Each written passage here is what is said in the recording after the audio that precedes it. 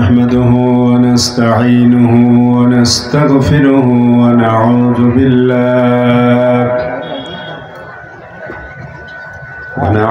بالله من شرور أنفسنا ومن سيئات أعمالنا.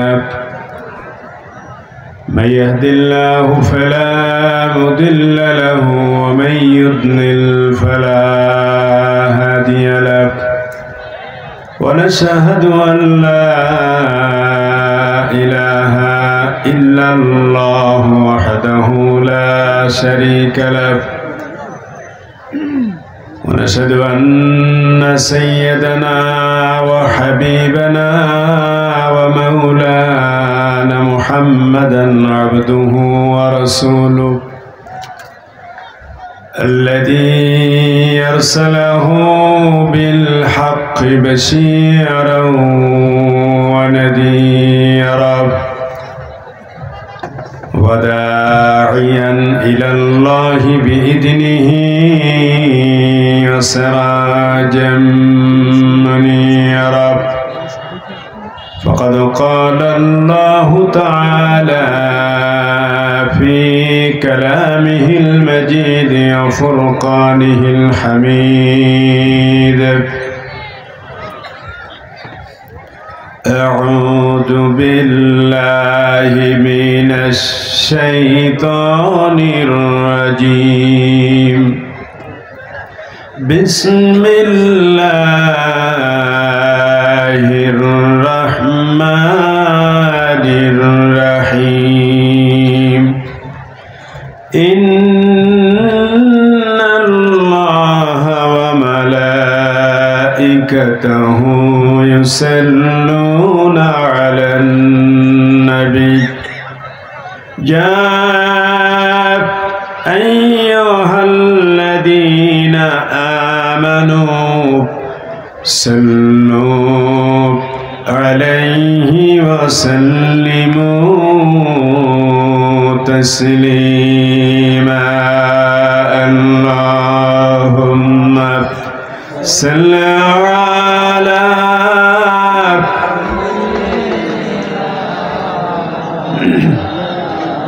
একটু সাউন্ড বাড়াই দাও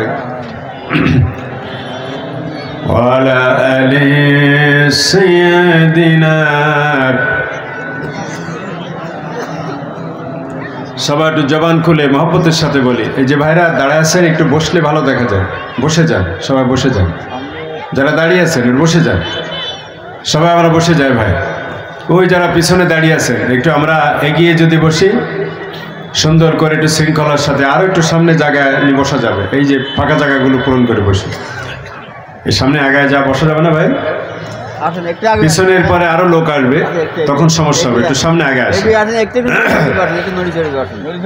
প্রিয় ভাইরা, আমরা সামনে আগে আসি আর মহব্বতের সাথে রসুলের শানে দুরূদ পেশ করি। জবান খুলে দিয়ে বলেন আল্লাহুম্মা সাল্লি আলা সাইয়্যিদিনা মাওলানা মুহাম্মদ ওয়া আলা আলি সাইয়্যিদিনা হাবিবিনা মুহাম্মদ। আল্লাহুম্মা আরবের বুকে মক্কার উপরে আমিনার যেথায় ঘর, আল্লাহর করুণা কাউসার হয়ে ঝরছে বারংবার। আল্লাহুম্মা সাল্লি আলা সাইয়্যিদিনা মাওলানা মুহাম্মদ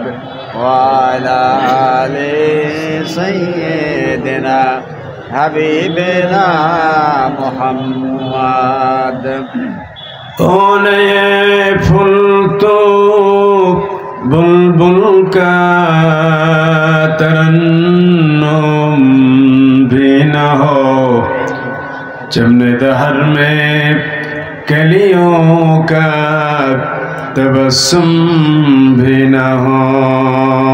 बलगल उला बिकमालिही कशफत दुजा बिजमालिही حسنت جميع خصاله صلوا عليه وآله توحید کی امانت سینوں میں ہے ہمارا ممکن نہیں مٹانا نام و نشان ہمارا بلغ العلا بکمالہ کشف الدجا بجمالہ حسنت جميع خصاله صلوا عليه وآله চাকলা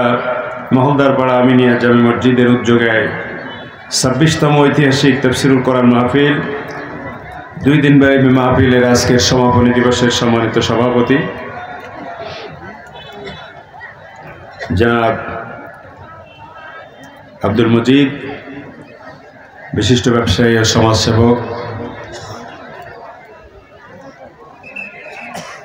আজকের মাহফিলের প্রধান বক্তা হযরত মাওলানা মুল্লা নাজিমউদ্দিন সাহেব, প্রতিষ্ঠাতা মহাপরিচালক কুমিল্লা জামিয়া দারুল হুদা কমপ্লেক্স কুমিল্লা। আজকের মাহফিলের বিশেষ বক্তা, অন্যতম বিশেষ বক্তা বিশিষ্ট ইসলামী চিন্তাবিদ অ্যাডভোকেট গাজী ইনামুল হক সাহেব, মনিরামপুরের কোনো মানুষের প্রিয় ব্যক্তিত্ব, বিশিষ্ট আইনজীবী, বাংলাদেশ সুপ্রিম কোর্ট ঢাকা। আজকের মাহফিলের প্রধান অতিথি অ্যাডভোকেট এম.এ. গফুর সাহেব, সাবেক চেয়ারম্যান 10 নম্বর মসজিদনগর ইউনিয়ন পরিষদ। মঞ্চে উপস্থিত আছেন বাংলাদেশ জামাত ইসলামীর সংগ্রামী আমির 10 নম্বর মসজিদনগর ইউনিয়ন হযরত মাওলানা নজরুল ইসলাম সাহেব। মঞ্চে সঞ্চালনা উপস্থাপনায় আছেন এই অত্র মসজিদের মোহতারাম খতিব পেশ ইমাম হযরত মাওলানা হুসাইন আহমদ সাহেব মাদ্দাজুল আলী, অন্যান্য অতিথিবৃন্দ, আলোচকবৃন্দ, সুধীবৃন্দ, আমার সামনে বসা প্রিয় মুসলিমনগর ইউনিয়নবাসী তথা আমাদের আশপাশ থেকে আগত কলারোয়ার বিভিন্ন গ্রাম থেকেও আগত তৌহিদবাদী ভাইয়েরা, যুবকেরা, তরুণেরা, কিশোরেরা, পর্দায় বসা মা, বোন এবং মেয়েরা, সবাইকে আবারও জানাই সালাম। আসসালামু আলাইকুম ওয়া রাহমাতুল্লাহি ওয়া বারাকাতুহু। ওয়া আলাইকুম আসসালাম ওয়া রাহমাতুল্লাহি তাআলা। আমরা মহান আল্লাহ সুবহানাহু ওয়া তাআলার ওই আলিশান দরবারে শুকরগুজার হচ্ছি যে আল্লাহ সুবহানাহু ওয়া তাআলা আমাদের অনেক বছর পরে একটি সুন্দর, সাবলীল, স্বস্তিদায়ক, অনুকূল পরিবেশে কোরআন কারীম কেন্দ্রিক এই আলোচনা সভায় আসবার, বসবার তৌফিক এনায়েত করেছেন। ওই মহান মাহবুদের দরবারে সমস্ত পুরুষ ভাইরা আমাদের শরীরের সমস্ত শক্তি একত্রিত করে কালিমাতুশ শুকর আদায় করছি। সবাই বলি আলহামদুলিল্লাহ। রব্বানা লাকাল হামদ হামদান কাসীরান তাইয়িবান মুবারাকান ফীহি ইয়া রাব্বি লাকাল হামদু কামা ইয়ানবাগি লিজালালি ওয়াজহিক ওয়া আযীমি সুলতানিক। আমরা সালাতু সালাম পেশ করি বিশ্বের সর্বকালে, সর্বযুগের সর্বশ্রেষ্ঠ মহামানব, ইতিহাসের মহানায়ক, এ বিশ্ব সভ্যতার মধ্যমণি, মানবতার মহান মুক্তির দিশারি, সাইয়্যিদুল মুরসালিন, ইমামুল মুত্তাকিন, রাহমাতুল লিল আলামিন, জনাবে সাইয়্যিদুনা মুহাম্মদ রাসূলুল্লাহ সাল্লাল্লাহু আলাইহি ওয়াসাল্লামের প্রতি লাখো লাখো লাখো কোটি দুরূদ ও সালাম। শুকরিয়া আদায় করতে হয়, এই কারণে বারংবার শুকরিয়া আদায় করতে হয়। শুকরিয়া আদায় করে এটি আনলিমিটেড একটা ব্যাপার, অফুরন্ত, অনিঃশেষ, সীমাহীন একটা বিষয় শুকরের বিষয়টা, যা বলে এর হক আদায় করে শেষ করা যায় না। এবং আপনি যত শুকর আদায় করবেন আল্লাহ পাক নেয়ামত তত বাড়াই দিবেন।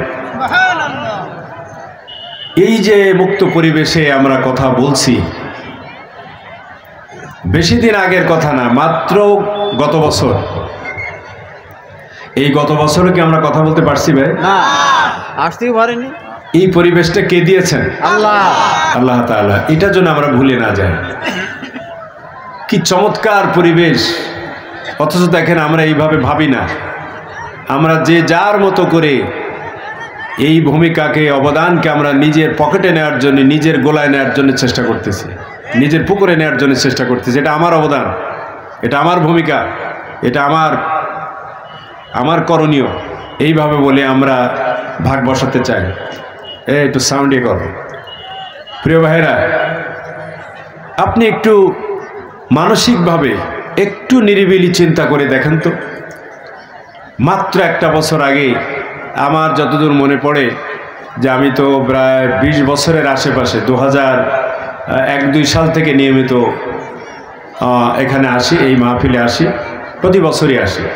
ওনারা আমাকে একটু বেশি মহব্বত করেন, প্রতি বছর রাখেন, আমি কথা বলার চেষ্টা করি, যা পারি আল্লাহ তৌফিক দেন। কিন্তু এই শেষের এই 2-3-4 বছর বিশেষ করে খুব বেশি সমস্যার ভিতরে আসতেই পারলাম না। নামও প্রচার হলো, কি বলে এই মেজবানের বাড়িতে খেয়েও গেলাম, মানে খাওয়াটা ফ্রি, পেটে ভাতে যায় বলে, কথা বলতে পারলাম না, মঞ্চে উঠতে পারলাম না। ঘটনা কি সত্যি তো ভাই? ঠিক। মঞ্চে আসতে পারলাম না, মঞ্চে আসা যাবে না। ওদিকে ওই লাল দালানে থাকে বড় বাবুরা আছে, আর এদিকে এই আশেপাশে কিছু মেজি বাবুরা আছে। এই বড় বাবু আর মেজি বাবু মিলাই একেবারে নিষিদ্ধ হয়ে গেলাম। তো এটা আমি ভাবি মাঝে মধ্যে যে আল্লাহর শুকর আদায় করে সেজদায় পড়ে, ওই 1-1.5 মিনিটের সেজদা দিলে হবে না ভাই। সেজদায় পড়ে 2 মিনিট, 5 মিনিট, 10 মিনিট, 15-20 মিনিট চলে যাবে। সেজদায় পড়ে চোখের পানি, জায়নামাজ ভিজে যাবে। অন্তর থেকে, দিল থেকে এই চোখের পানি আনতে হবে যে কি না করতে পারেন আল্লাহ রাব্বুল আলামিন। কি সীমাহীন ক্ষমতার মালিক তিনি। ফাআলুল লিমা ইউরিদ, যা খুশি তাই করবার ক্ষমতা কেবলমাত্র কার আছে? আরো জোরে বলেন কার? এই দেখেন তিনি দেখালেন, মাত্র 1 বছর পার হলো, তিনি দেখালেন স্বমহিমায়, স্বমহিমায়। মঞ্চে আছে সেটা পাওয়া গেছে, আবার হয় নিয়ে যান। আমাদের এই অনুকূল পরিবেশ দান করলেন। যারা সেদিন এই ফুকফুক করতেছে কে, যারা সেদিন এই বিধিনিষেধ আরোপ করছিলেন, সেই মামুরাও এখন নেই। মামুরে দেখেন আশেপাশে দেখা যায় না, দেখা যায়। আবার এখন শুধু দেখা যায় না তা না, ওরা বলেন ভাই আপনারা করেন, যা প্রটোকল দেওয়ার, সম্মান দেওয়ার দরকার সব আমরা দেব। এখন ডাকতেছে আসেন, আসসালামু আলাইকুম। ওরা তো সালাম ওইভাবে দেন, আসসালামু আলাইকুম, আসেন। আবার সেদিন বলেছে এই নামটা থাকলে বহু মাহফিল।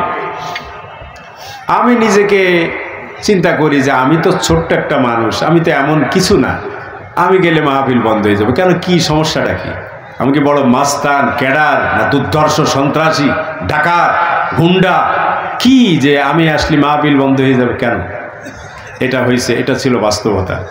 আল্লাহ তাআলা বললেন যে আমি যদি একটি কথাও শোনাতে পারি আপনাদের, তার একটা আয়াত, তার মহানবীর জীবন থেকে একটি সুন্নাহ, একটি হাদিস যদি আমি বলতে পারি, আর একজন বান্দা বান্দি সেটা শুনে যদি আমল করতে পারে, এটা আমার জীবনের জন্য আমার নাজাতের ওসিলা হয়ে যেতে পারে। কি ঠিক না ভাই? সেই পথ থেকে যারা বঞ্চিত করলো, মাহরুম করলো, আল্লাহ পাক সব দেখেন। লিনানজুরাকুম কাইফা তা'মালুন, আল্লাহ তাআলা বলছেন তিনি অবলোকন করেন, তিনি পর্যবেক্ষণ করেন, তিনি দেখতে থাকেন তোমরা কি করছো। তিনি গভীরভাবে আল্লাহ তাআলা দেখেন। আসমাউ আরা, আল্লাহ তাআলা বলছেন যে তিনি দেখেন এবং শোনেন। আল্লাহ তাআলা দেখছেন এবং শুনছেন। আমাদের 2 কাঁধে কি আছে ভাই? কেরামান কাতিবিন, সম্মানিত লেখক আছে। এই সিসি ক্যামেরা আল্লাহ তাআলা একেবারে জন্মের সাথে সাথে ফিট করে দিয়েছেন। আপনি যা করছেন সব রেকর্ড হচ্ছে না ভাই? সব রেকর্ড হচ্ছে। সমস্ত কথা রেকর্ড হচ্ছে, সমস্ত আমল কাজ রেকর্ড হচ্ছে। আমার বন্ধুগণ, এই অবস্থায় এই কথাগুলি এই জন্য বলি, মনের আবেগে, ভালোবাসায়, উচ্ছ্বাসে বলি, যেই মঞ্চে মাহফিলে আসতে পারলাম, এটি আমার এলাকা, আমার অঞ্চল, আমার বাড়ি, আমার ইউনিয়ন, আমি আসতে পারবো না, আর এই আমার মহব্বতের মানুষগুলো তারা কোরআন শুনতে পারবে না। এই পরিবেশ থেকে যারা বঞ্চিত করলো, সেই মামুর আজ কোথায়? তাদের ডেকে বায়নকলাতে খুঁজেও তাদের পাওয়া যায় না। ওদের ডাকতেছি, ভাই আসেন, তারা আসে না, রাত্রি বেরোতে ভয় পায়। কি ঠিক না? তারা এখন আসতেছে না। আবার ওই মামুদের যারা খবর দিয়ে নিয়ে আসতো মাঝি ভাই, সে মাঝি ভাইরা এখন কোথায় আছে? এলাকায়, গ্রামে, না ইউনিয়নে, না থানায়, না জেলায়, না বাংলাদেশে, সে খোঁজ আমাদের কাছে নেই। কি ঠিক কিনা বলে? তাহলে এটা ওইভাবে, আমি শুধু সমালোচনার দৃষ্টিতে দেখবেন না, দেখেন যে আল্লাহ সে যে চেষ্টা করেছিল সেগুলো নিয়ামতের শুকরিয়া আদায় করেনি, তার ক্ষমতার ব্যবহার করেনি, ক্ষমতার অপব্যবহার করেছে। আল্লাহ তাআলা বলছেন, দাঁড়াও, আমি তোমাকে সুযোগ দিয়েছিলাম, ক্ষমতা দিয়েছিলাম, তুমি সোজা পথে ব্যবহার করনি, প্রপারলি ইউটিলাইজ করনি, অপথে, কুপথে, বিপথে ব্যবহার করেছো। আমি সেটা দেখেছি, পর্যবেক্ষণ করেছি, শুনেছি এবং দেখেছি। সীমা যখন ছড়াই গেছে, ইন্না বাদশা রব্বিকা লাশাদীদ, আল্লাহ তাআলা বলছেন, আমার রব্বুল আলামিন নিজে বলছেন, তার ধরা, তিনি যখন ফাইনালি ধরেন, সেই ধরাটা এত মারাত্মক হয়, এত কঠিন হয়, এত কঠোর হয়, আল্লাহর ধরা থেকে বাঁচাবার ক্ষমতা এই পৃথিবীতে কারণ নেই। কিভাবে তিনি ধরেন সে দৃশ্যটা আমরা গত 5ই আগস্ট দেখছি না ভাই? আল্লাহ যে কিভাবে ধরতে পারেন। অনেকে আশা ছেড়ে দিয়েছিলেন আর হবে না, এরকম মুরব্বী আমাদের পিছনে, এই যে মুরব্বী, উনি প্রায় বলতেন মসজিদে আসলে, আর হবে না হুজুর, আর কতকাল, মনে আছে না? বলতেন না হুজুর, আর কতকাল। চোখে দেখে গেল পরিবর্তন কাকে বলে। এই পরিবর্তন আল্লাহ তাআলা দিলেন। এখন এই পরিবর্তনটা যদি আমরা ধরে না রাখি, তাহলে আমরাও যদি এরকম গড্ডালিকা প্রবাহে চলি আর ওই আচরণ করি যে আচরণ করেছে অতীতে, ওরা ওই আচরণ করবার কারণে তাদের যে পরিণতি হয়েছে, আজকেও যদি আমরা এই আচরণ করে, আমাদের জন্য ওই পরিণতি কিন্তু অপেক্ষা করছে। খবরদার, আল্লাহর নাশকরি করা যাবে না। এখন বেশি বেশি করে আল্লাহ পাকের সেজদা দেওয়া দরকার, আল্লাহ পাকের শুকরিয়া আদায় করা দরকার। প্রিয় ভাইরা, যে সময় আমরা কোরআনে কারীম থেকে কথা বলছি, সেই সময়টা বিশ্ব মানচিত্রে, বিশ্ব প্রেক্ষাপটে যদি তাকাতে হয়, অবস্থা খুব একটা ভালো না। আপনি নেগেটিভটা যদি আগে বলেন, অবস্থা খুবই খারাপ। সারা পৃথিবী, বিশেষ করে মিডল ইস্টের মধ্যপ্রাচ্যের দিকে তাকান, এক উত্তপ্ত, কি বলে, কড়াইয়ের মতো। আজকের ফিলিস্তিনে কি হচ্ছে 1 বছর ধরে, গাজায় কি পরিস্থিতি হচ্ছে 1 বছর ধরে, সম্প্রতি সিরিয়ায় যে পরিস্থিতি হলো, গোটা মধ্যপ্রাচ্য এক উত্তপ্ত কড়াইয়ের নাম। যুদ্ধ আর যুদ্ধ আর যুদ্ধ সেখানে চলছে। আমাদের প্রতিবেশী যারা আছে তাদের সাথে আমাদের এখন সম্পর্ক খুব একটা ভালো নেই। আমাদের পূর্বের দিকে যে প্রতিবেশী, তাদের সাথে সম্পর্ক ভালো নেই, ঠেলে দিয়েছে 15 লাখ। আবার পশ্চিম, উত্তর, দক্ষিণে যারা আছে, এই বৃহৎ প্রতিবেশী, ওনারাও এখন স্বপ্ন দেখতেছে যে ওনারাও আমাদের ভিতরে পুশিন করে আমাদের ভিতরে ঢুকে যাবেন। এই ধরনের একটা ধান্দা, চিন্তা তাদের মনের মধ্যে আছে। এরকম একটা কঠিন পরিস্থিতিতে আমরা আল্লাহ পাকের মহান কালাম হাকিম থেকে কথা শুনবার জন্য বসেছি। তো এই পরিস্থিতিতে আমাদের ভয় পাওয়ার কোনো কারণ নেই। ভয় পাবো ভাই? না, ভয় পাওয়ার কারণ নেই। কারণ এটা এমনি না, আপনি তো এমনি বললেন না, তার দলিল আছে। আল্লাহ পাকের কোরআন তো আছে, আল্লাহ রসুলের হাদিস আছে, 2টা হাদিস। কয়টা হাদিস? একটা হাদিস আমি বলি। আন সাওবান মাওলা রাদিয়াল্লাহু তাআলা আন্নাহু ক্বালা রাসূলুল্লাহ সাল্লাল্লাহু আলাইহি ওয়াসাল্লাম, ইসাবাতান মিন উম্মতি আহরাজাহুমুল্লাহু মিনান নার, ইসাবাতা গাজওয়াতাল হিন্দ ওয়া ইসাবাতা তাকুনু মা ঈসা আলাইহিস সালাম। রাহু ইবনে মাজাহ, রাহু আহমদ, রাহু নাসাই। হযরত সাওবান বিন মাওলা রাদিয়াল্লাহু তাআলা আনহু থেকে বর্ণিত হাদিস, রাসূল করিম সাল্লাল্লাহু আলাইহি ওয়াসাল্লাম ইরশাদ করেছেন, ইসাবাতান মিন উম্মতি আহরাজাহুমুল্লাহু মিনান নার, আমার উম্মতের দুইটা দলকে কিয়ামতের মাঠে জাহান্নামের আগুন থেকে মুক্ত ঘোষণা করা হবে, মুক্তি দেওয়া হবে, নিষ্কৃতি দেওয়া হবে। সুবহানাল্লাহ বলবেন না? সুবহানাল্লাহ। কয়টা দলকে ভাই? দুটো দল। দুইটা দলকে। কে বলেছেন এই কথা? সবাই বলেন। আল্লাহ। হাদিস শোনালাম তো। হাদিস কার কথা? রাসূলের কথা। রাসূল কারীম সাল্লাল্লাহু আলাইহি ওয়াসাল্লাম। আপনাদের মনোযোগ নাই ভাই? মনোযোগ আছে তো? এরপরে অ্যাডভোকেট গাজী ইনামুল হক সাহেব কথা বলবেন।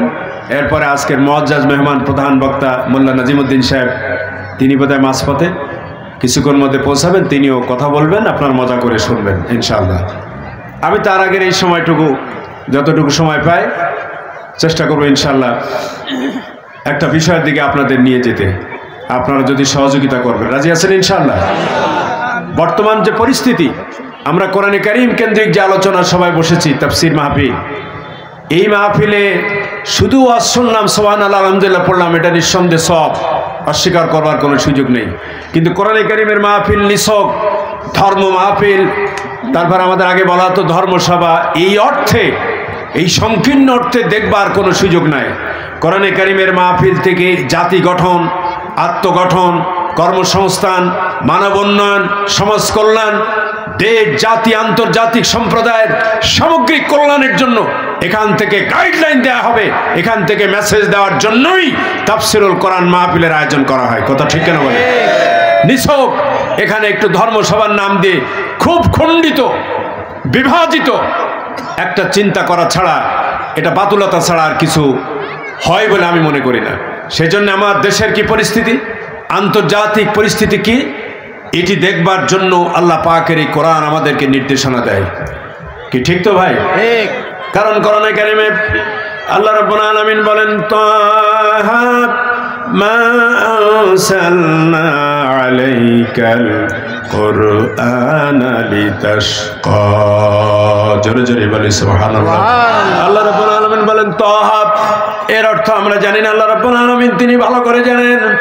এরপরে রাব্বুল আলামিন বলেন, মা আরসালনা আলাইকাল কুরআনা লিতাশকা, ও নবী আপনার উপরে এই যে কোরআনে কারীম নাজিল করেছি, এটা এই জন্য নাজিল করি নাই যে কোরআন আপনার উপরে আমি অবতীর্ণ করলাম, নাজিল করলাম, এই কোরআন আপনার কাছে থাকবে, আপনার বাড়িতে থাকবে, আপনার সিনায় থাকবে, আপনার মেমোরিতে থাকবে, অথচ কোরআন পাওয়ার পরও আপনি নির্যাতিত হবেন, নিপীড়িত হবেন, বঞ্চিত হবেন, আপনি মাহরুম হবেন, আপনি গরিব হবেন, অসহায় হবেন। এই রকম করবার জন্য কোরআন আপনার কাছে নাজিল করি নাই। কোরআন নাজিল করেছি, কোরআন পাওয়ার পরে, কোরআন যেমন সুপার পাওয়ার হাউস, এই কোরআন যারা পাবে, কোরআনের সাহেব যারা হবে, আহেক যারা হবে, কোরআনের ওয়ালা যারা হবে, তারা গোটা দুনিয়াকে ডমিনেট করবে। এই জন্য আল্লাহ পাক কোরআন পাঠিয়েছে। সেজন্যে কোরআন থেকেই আমরা জানবো যে আজকের এই উদ্ভূত সমস্যার সমাধান কোথায় আছে, কি আছে এবং কে দেবে। এটা ওই পাশে দিয়ে দেন। প্রিয় ভাইরা, তাহলে আজকের যে পরিস্থিতি চলছে মধ্যপ্রাচ্যে, আজকে যে পরিস্থিতি চলছে, জাতিতে জাতিতে দ্বিধা, দ্বন্দ্ব, সংঘাত, রক্তক্ষয়ী সংঘর্ষ, সংঘাত, এই সমস্যার সমাধানে কোরআনের ভূমিকা কি, কোরআন কি বলবে, অবশ্যই আমাদেরকে জানতে হবে। কোরআন এই ব্যাপারে বক্তব্য রাখতে পারে, কোরআন বক্তব্য রেখেছে। জাতির সংঘাত নির্মূলে, নিরোধকল্পে, নিরসনে কোরআনের মতো অদ্বিতীয় কিতাব এই পৃথিবীতে আর দ্বিতীয়টি নাই। কি ঠিক কিনা বলেন? কোরআন শুধু আপনার নামাজ শেখাবার জন্য আসে নাই, দোয়া তাবিজ শেখাবার জন্য আসে নাই, কোরআন মৌলুদ শরীফ পড়াবার জন্য আসে নাই। এই কোরআন ব্যক্তি, পরিবার, সমাজ, রাষ্ট্র, অর্থনীতি, সমাজনীতি, রাজনীতি, ধর্মনীতি, শিক্ষানীতি, শিল্পনীতি, যত নীতি আছে সমস্ত নীতিগুলোকে সমন্বিত করে একটি কল্যাণকামী মানব জীবনের জন্য ব্যবস্থাপনা উপহার দেওয়ার জন্যই আল্লাহ রাব্বুল আলামিন এই পৃথিবীতে কোরআনকে পাঠিয়েছেন। সুবহানাল্লাহ বলি। সেখানে কোরআন থাকবে অথচ সংঘাত থাকবে কেন? কোরআন নাজিল হওয়ার আগেই সংঘাত ছিল। আমরা মধ্যপ্রাচ্যে দেখেছি, জাজিরাতুল আরবে দেখেছি, আল্লাহ রসুলের নবুয়ত পাওয়ার আগে, তার জন্মগ্রহণের আগে, জন্মগ্রহণের অব্যবহিত পরে, তারপরে তিনি যখন ওহী পেলেন, নবুয়ত রেসালাত পেলেন, তারপরে এই কোরআনের আমল যখন দাওয়াত যখন শুরু হয়ে গেল, এই কোরআনই প্রেসক্রিপশন দিয়ে জাতির চিকিৎসা যখন তিনি শুরু করলেন, তখন থেকেই ওই সমাজের চোর ডাকাত গুন্ডা বদমাশ সন্ত্রাসীগুলি কোরআনের টাচে, কোরআনের পাশে, কোরআনের অ্যাটাচমেন্টে আসার কারণে ইতিহাসের স্বর্ণ মানবে পরিণত হয়ে গেল। জোরে বলেন সুবহানাল্লাহ। সেই কোরআন আমাদের ভিতরে আজও আছে না ভাই? কথা বলেন, আছে না? আছে। তাহলে আমাদের এই দশা কেন? আমাদের ভিতর পরিবর্তন নেই। আমাদের ভিতরে নৈতিক মান যদি এখন বলা হয়, তাহলে নৈতিক মান কি উপরে উঠতেছে না নিচে নামতেছে? নিচে নামতেছে।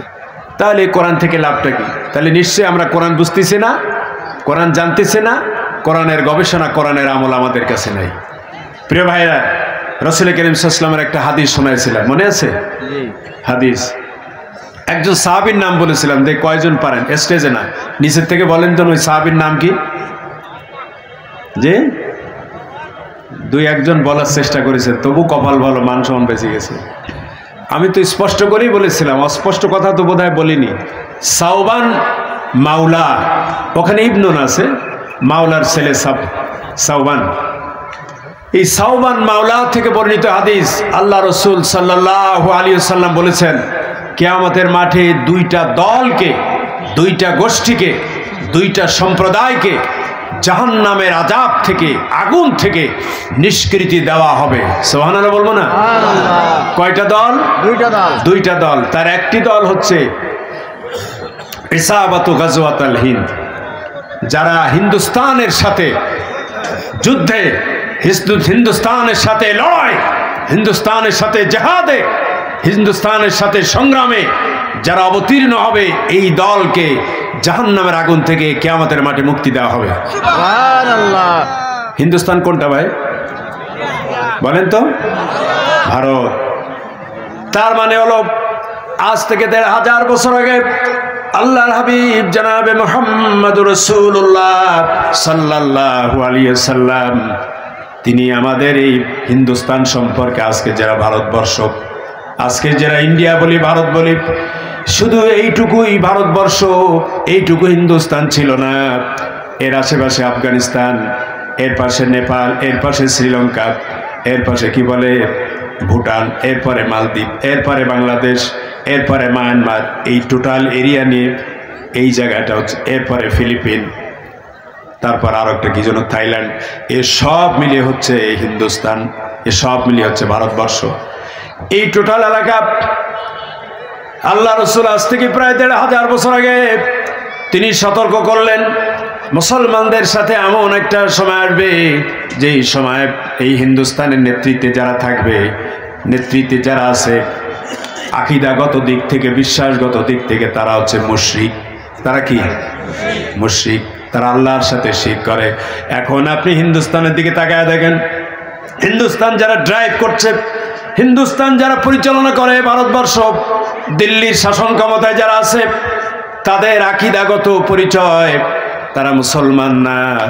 তারা কি বলেন? কি বলেন? মুশরিক না? তারা মুশরিক। ওরা এই জাতের মুশরিক ৪৫০ থেকে ৫০০ বছর আগে মোগল সাম্রাজ্যের প্রতিষ্ঠাতা সম্রাট জহিরুদ্দিন মোহাম্মদ বাবর, তার হাতে নির্মিত, তার নামে প্রতিষ্ঠিত মসজিদ, বাবরি মসজিদকে তারা শহীদ করে দিয়ে সেই মসজিদের জায়গায় তারা রাম মন্দির স্থাপন করেছে গত বছর ঘটা করে।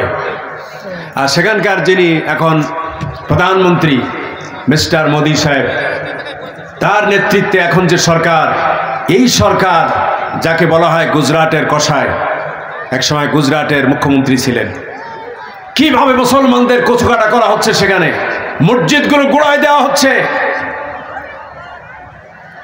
সেখানে সেদিন দেখলাম এরকম মুরব্বী, আমাদের বাবা চাচা বয়সের মুরব্বী, তাদের ধরে দাড়ি কেটে নিচ্ছে। এই ভিডিওগুলো ইউটিউবে আপনি সার্চ করেন পাবেন। দাড়ি কেটে নিচ্ছে, দাড়ি ধরে ধরে ঝাঁকাচ্ছে। মুসলমান যুবকদের, তরুণদের দেখলে তাদের জোর করে বলা হচ্ছে জয় শ্রীরাম বলতে হবে। ওদের জাতীয় স্লোগান, ওদের আমরা যেমন নারায়ে তাকবীর দিই, ওরা বলে জয় শ্রীরাম। এই জয় শ্রীরাম বলতে বাধ্য করছে। এইভাবে করে হেন কায়দা নেই, কানুন নেই, সিস্টেম নেই, মুসলমানদের অপমান অপদস্থ করছে, বেইজ্জত করছে, ধর্ম অবমাননা করছে, তাদের এইভাবে শঙ্কার ভিতর রাখছে। এমন পরিস্থিতি এমন দিকে যাচ্ছে, রাসূল করিম সাল্লাল্লাহু আলাইহি ওয়াসাল্লামের সেই ভবিষ্যৎবাণী আমাদের মনে হয় খুব কাছেই আমাদের দরজায় কড়া নাড়ছে। সেই পরিস্থিতি বোধহয় মোকাবেলা করবার মতো পরিবেশ আমাদের সামনে আমরা দেখতে পাচ্ছি। কত ঠিক কিনা বলেন? সেখানে তিনটা দল হবে, আল্লাহ রাসূল বলেছেন তিনটা গ্রুপ হবে। হিন্দুস্তানের সাথে চূড়ান্তভাবে লড়াই হবেই, বাঁচার কোনো পথ নেই, অবশ্যম্ভাবী। তাদের সাথে মুসলমানদের, ইমানদারদের, মুত্তাকিদের লড়াই হবে। সেই লড়াই তিন গ্রুপ হবে। প্রথম গ্রুপ লড়াই করতে করতে জিহাদে অংশ নিয়ে যুদ্ধের ময়দানে এমনভাবে রক্তপাত হবে, সেই রক্তে মুসলমান সৈন্যদের, মুজাহিদদের পায়ের গোড়ালি পর্যন্ত রক্তে ভেসে যাবে, রক্তে তলিয়ে যাবে। এই গ্রুপটা শাহাদাতের দরজা নসিব হবে, তারা আল্লাহর রাস্তায় তারা জীবন দিয়ে দিবেন। এরা সরাসরি আল্লাহর জান্নাতের বাসিন্দা হয়ে যাবে। জোরে বলেন সুবহানাল্লাহ। আর এক দল যুদ্ধ করতে করতে তারা শহীদ হবে না, আল্লাহ পাক তাদেরকে গাজীর মর্যাদা দিবেন। গাজী কারা? যারা যুদ্ধে জয়লাভ করে। মাশাআল্লাহ, এই যে বুঝতে পারছেন। আর তৃতীয় আর একটা গ্রুপ হবে, এই মুসলমানদের মধ্যেই আর একটা গ্রুপ হবে, তারা ভয় পাবে, দিলের ভয়, জীবনের মায়া। মরবো না, এত বড় বিরাট শক্তি ভারত, ওদের সাথে কি করে লড়াই করব? ওদের সাথে আমরা ছোট্ট বাংলাদেশ, অস্ত্র কম, জনবল কম, সৈন্য কম, ওরা বিরাট পারমাণবিক শক্তির অধিকারী, প্রায় 20 লক্ষ সৈন্য, এত জনবল, এত অস্ত্রবল, এত সামরিক বল, এদের সাথে পারবো না। ওরা পিছন থেকে ব্যাকগ্যারে চলে যাবে। এই লোকগুলি হবে মুনাফিক, এদের মৃত্যু হবে মুনাফিক অবস্থায় এবং এদের পরিণত হবে জাহান্নাম। আল্লাহ তাআলা এই মুসলমানদের ভিতরে তিন গ্রুপের ভিতরে দুই গ্রুপকে আল্লাহ পাক জান্নাতের জন্য বাছাই করবেন, এক গ্রুপ জাহান্নামী হয়ে যাবে। প্রিয় ভাইরা, সেই সময় কিন্তু আমার মনে হয় বেশি দূরে নয়, সেই সময় আমাদের সামনে অপেক্ষা করছে, কি ঠিক না? এই অবস্থা যদি সামনে আসে, তার কিছু চিত্র, কিছু চিহ্ন আমরা লক্ষ্য করছি। এই অবস্থা যদি আমাদের সামনে আসে, সেই জেহাদেকে আমরা শরীক হতে রাজি আছি? কথা বলেন, শরীক হতে রাজি আছি? কারা কারা রাজি? এটা হাত তুলে দেখাই তো।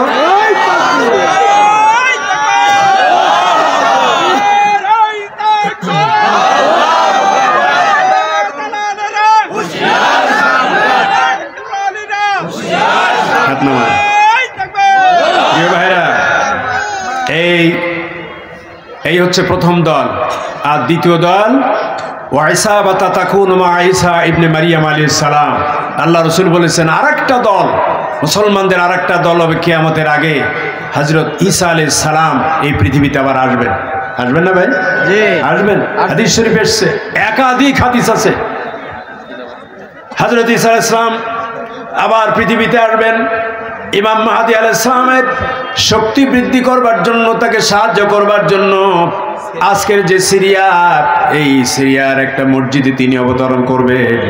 আল্লাহ পাক আকাশ থেকে তাকে নামাবেন। সাদা একটা মসজিদের মিনার আছে, ইউটিউবে আজ 2-3 দিন বারবার সেই মসজিদটা দেখাচ্ছে। আল্লাহ রসুল বলেছেন সেই মসজিদের কথা, ওই মসজিদের মিনারা দিয়ে আল্লাহ রাব্বুল আলামিন তার নবী হযরত ঈসা আলাইহিস সালামকে এই পৃথিবীতে পাঠাবেন। তিনি সিঁড়ি বেয়ে ওই মসজিদের মিনারায় নামবেন। এরপরে আসরের রক্ত হয়ে যাবে, হযরত ঈসা আলাইহিস সালাম মসজিদ এবং মাহদী আলাইহিস সালাম একসাথে শরীক হয়ে যাবেন। মুসলমানদের সাথে করে নিয়ে নামাজে শরীক হয়ে যাবেন। নামাজে কি ইমামতি করবে? এর ভিতরে আমাদের এই মসজিদে, বড় বড় মসজিদে একাধিক বড় বড় আলিম, মুআজ্জিজ আলিম যখন শরীক হয়ে যায়, তখন দেখবেন একজন ওই স্থানীয় ইমাম তিনি নিজে নামাজের মুসাল্লায় যান না। তিনি বাইরে থেকে যিনি বড় আলিম আসছেন, বড় মুহাদ্দিস মুফাসসির আসছেন, মুফতি আসছেন, তার থেকে বড় দরজার আলিম, তিনি আহ্বান করেন আপনি নামাজ পড়িয়ে দেন। বলেন এরকম? আমার ভাইরা, এইভাবে করে দুইজনের ভিতরে উনি প্রস্তাব করবেন আপনি নামাজ পড়ান, ইনি প্রস্তাব করবেন আপনি ইমামতি করেন। আসরের নামাজ দিয়ে তিনি শুরু করবেন। এরপরে এই দুইজন মিলে এই কিয়ামতের আগে সবচাইতে বড় ফিতনা যেটা হবে, সেই ফিতনার নাম হচ্ছে দাজ্জাল। কি ঠিক না? আল্লাহ রসুল তার জীবদ্দশায় সব থেকে যে দোয়া বেশি করেছেন, প্রতিটা এমন একটা অক্ত যায়নি, এমন একটা দোয়া যায়নি যেই দোয়ায় তিনি দাজ্জালের ফিতনা থেকে নিজে তার উম্মতদের কিয়ামত পর্যন্ত যত উম্মতে পৃথিবীতে আসবে তাদের মুক্তির জন্য তিনি দোয়া করেন, এমন একটা দোয়া মোনাজাত তার জীবনে যায়নি। চিন্তা করেছেন আজ থেকে ১,৫০০ বছর আগে, তখন তো দাজ্জাল আসবেই না এটা নিশ্চিত, তারপরও তিনি দোয়া করেছেন। এখনো দাজ্জাল আসেনি, কিন্তু দাজ্জালের আসার সময় এবং পরিস্থিতির প্রেক্ষাপট প্রায় তৈরি হয়ে যাচ্ছে। সেই দাজ্জাল গোটা পৃথিবীকে ফাঁস ও ফাঁস করে ফেলবে। আল্লাহ পাক তাকে অনেকগুলো ক্ষমতা দিবেন, সে বিরাট একটা লম্বা আলোচনা, আমি সেদিক যাব না। সেই দাজ্জাল এসে গোটা পৃথিবীকে এক পাশে করে ফেলবে।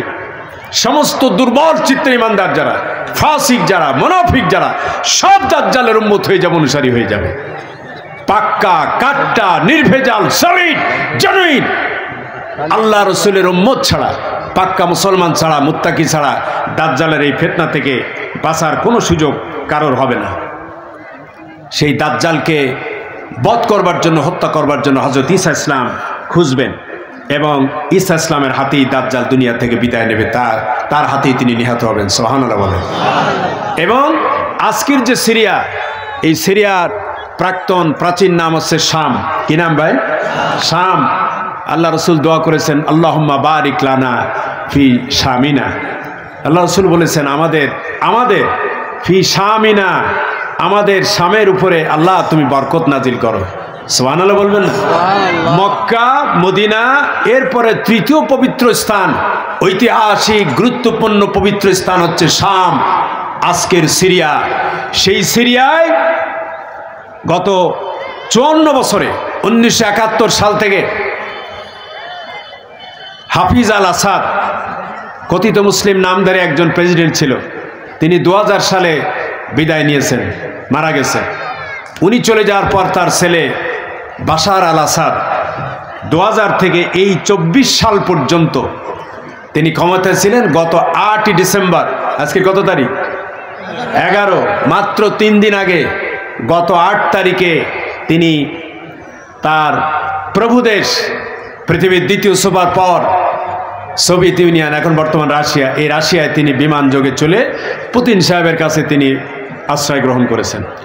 আমাদের এই দেশের যে নেত্রী, এই দেশের সাবেক প্রধানমন্ত্রী, যেমন তার মামা বাড়ি চলে গেছে বিমানে করে, গেছে না ভাই? কথা বলেন। ঠিক তেমনি করে বাশার সাহেবও বিমানে করে তার মামা বাড়ি রাশিয়ায় চলে গেছেন। একই পদ্ধতিতে ৭১ সাল থেকে ৫৪, বাপ আর ছেলে আর বাপ আর মেয়ে, ঠিক একই সিস্টেমে দুইজন বিমানে করে বিদায় নিয়েছে তাদের প্রভু দেশে। এই বর্তমান সময়ে আজ ২-৩ দিন চিত্র যা দেখছি, অবাক হতে হয়, মাথা হেট হয়ে যায়, হতবাক নির্বাক হতে হয়।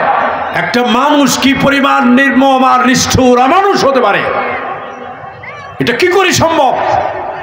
১১ সাল থেকে সেখানে গণবিপ্লব চলছে, গণবিদ্রোহ চলছে, প্রতিবাদ চলছে এক নয় স্বৈরাচারের বিরুদ্ধে ২০১১ সাল থেকে। সেই থেকে এই পর্যন্ত আমাদের দেশে যেমন আয়নাঘর বানাইছিল না, কি শুনছেন না ভাই? আয়নাঘর, ওই রকম ওখানে অসংখ্য আয়নাঘর, মাটির নিচে ঘর, সেই আয়নাঘরে রেখেছে তরুণ যুবকগুলি। তারা ১১ সাল থেকে এই ২০২৪ সাল পর্যন্ত মাটির অভ্যন্তরে ২ তলা ৩ তলা নিচে খুব প্রোটেক্টেড একটা জায়গা, হেন নির্যাতনের কায়দা সিস্টেম নেই যা দিয়ে তাদের উপর নির্যাতন করা হয়নি। নির্যাতন করে করে তারা ব্রেন স্ট্রোক করেছে, প্যারালাইজড হয়ে গেছে, বাকরুদ্ধ হয়েছে, কথা বলতে পারে না, কোনো রকম দেখতে পারে, কথা বলার চিন্তা শক্তি রহিত হয়ে গেছে, চোখে ভালো দেখতে পারে না। এখন যখন সব জেল ঠেল ভেঙে, আয়নাঘর ভেঙে তাদের মুক্ত করছে, মুক্ত বাতাসে এসে তারা চিনতে পারছে না যে এই আমার সিরিয়া, এ আমার প্রিয় দেশ, এ আমার মাতৃভূমি, এ আমার বাসভূমি, এ আমার জনপদ। তরুণ যুবকরা আজ ১৩ বছর ১৪ বছর আগে এই বাশারের জিন্দানখানায় তারা গেছে। দুনিয়ার আলো বাতাস তারা কোনোদিন ১৩, ১৪, ১৫ বছরে তারা চোখে দেখতে পারে নাই। ঠিক একই চিত্র দুনিয়ার এই স্বৈরাচারদের চরিত্র, চেহারা, সিরাত একরকম। বাংলাদেশেও যে কায়দায় বিরোধীদের, ইসলাম বিরোধীদের, তাদের সাথে যেভাবে অত্যাচার নির্যাতন করেছে, ঠিক একই পদ্ধতিতে কয়েক হাজার মাইল দূরে এখান থেকে সিরিয়া, ওই একই ডিক্টেটর স্বৈরাচারদের চরিত্র একই কায়দার হয়। কত ঠিক কেনা বলে আমার ভাইরা? পরিণতি দেখেন, পরিণতিও ঠিক একই রকম হয়েছে। ইতিহাস থেকে কেউ শিক্ষা নেয় না। এই সময় আল্লাহ রসুলের হাদিস আছে, এই শামেই কিয়ামতের মাঠ সংগঠিত হবে, এখানেই হাশরের ময়দান অনুষ্ঠিত হবে বলে সহিহ হাদিস দ্বারা প্রমাণিত। আমার ভাইয়েরা, সেই শামে আমরা 2 দিন 3 দিন ধরে যেই ঘটনা, যেই কাহিনীগুলো আমরা দেখলাম, মানুষগুলো মুক্ত বাতাসে, আরে মানুষের মুক্তি কেমন করে, তার স্বাদ কেমন করে তারা দেখতে পাচ্ছে। সেদিন উমায়া মসজিদে দাঁড়িয়ে গতকালকের ইমামতি করেছেন একজন ইমাম। এই ছবিটা সারা পৃথিবীতে ভাইরাল হয়েছে, আপনারা যারা দেখেছেন আমি অবাক হয়ে যাই। আমাদের মসজিদে আমাদের বড় ভাই ইমামতি করে, এই মসজিদে উনি ইমামতি করেন 20-22 বছর বা তারও বেশি। এই মসজিদে যখন ইমামতি করেন, এই বিরাট টুপি, বিরাট লম্বা জামা, পাল্লে পাগড়ি, যত সুন্নতি লেবাস পোশাক আছে এই দিয়ে তিনি আদায় করেন। তিনি কোনোদিন যদি প্যান্ট শার্ট পরে এই মসজিদে ইমামতি করতে যান, ইমামতি থাকবে? বলেন থাকবে? কালকের আপনি এই ছবিটা দেখবেন, সিরিয়ার মতো জায়গা, ইসলামী স্থাপত্যের, ইসলামী সংস্কৃতির অন্যতম লীলাভূমি। আমার বারবার মনে পড়ে যায়, এখন চিন্তা করছিলাম যদি সুযোগ হয়, আল্লাহ যদি তৌফিক দেন, মক্কা মদিনার পরে আপনারা দোয়া করেন এই সুযোগে। আমি সেদিন দোয়া চেয়েছিলাম, আগামী 18 তারিখ আমি একটু উমরার জন্য যাব, সবাই একটু দোয়া করবেন আল্লাহর জন্য সহি সালামতে যাওয়ার তৌফিক দান করেন। এই মক্কা মদিনা যাওয়ার পরে আমরা এখন আজকে কলেজে আমি আলোচনা করছিলাম আমার প্রিন্সিপাল স্যারের সাথে, যে এইবার আমরা যে কোনো মূল্যে একটা টার্গেট করব, যেহেতু একটু মুক্ত পরিবেশ হয়েছে, গ্যাঞ্জাম আপাতত কম, আমরা এবার সিরিয়া যেতে হবে। কারণ এই সেই সিরিয়ায় হাদিস প্রমাণ করে যে এই সিরিয়ায় হাশরের ময়দান হবে। কারণ দুনিয়াটাই হবে হাশরের ময়দান, তার ভিতরে তার সেন্টার জায়গা হবে সিরিয়া। তা হাশরের ময়দানে তো উঠতে হবে, তার আগে হাশরের জায়গাটা একটু চিনি আসি। বলছে এত ভালো কথা বলছেন, সুযোগ যদি হয় মাথায় থাকলো, চেষ্টা করব সিরিয়ায় যেতে হবে। কারণ মক্কা মদিনার পরে এত ঐতিহাসিক জায়গা,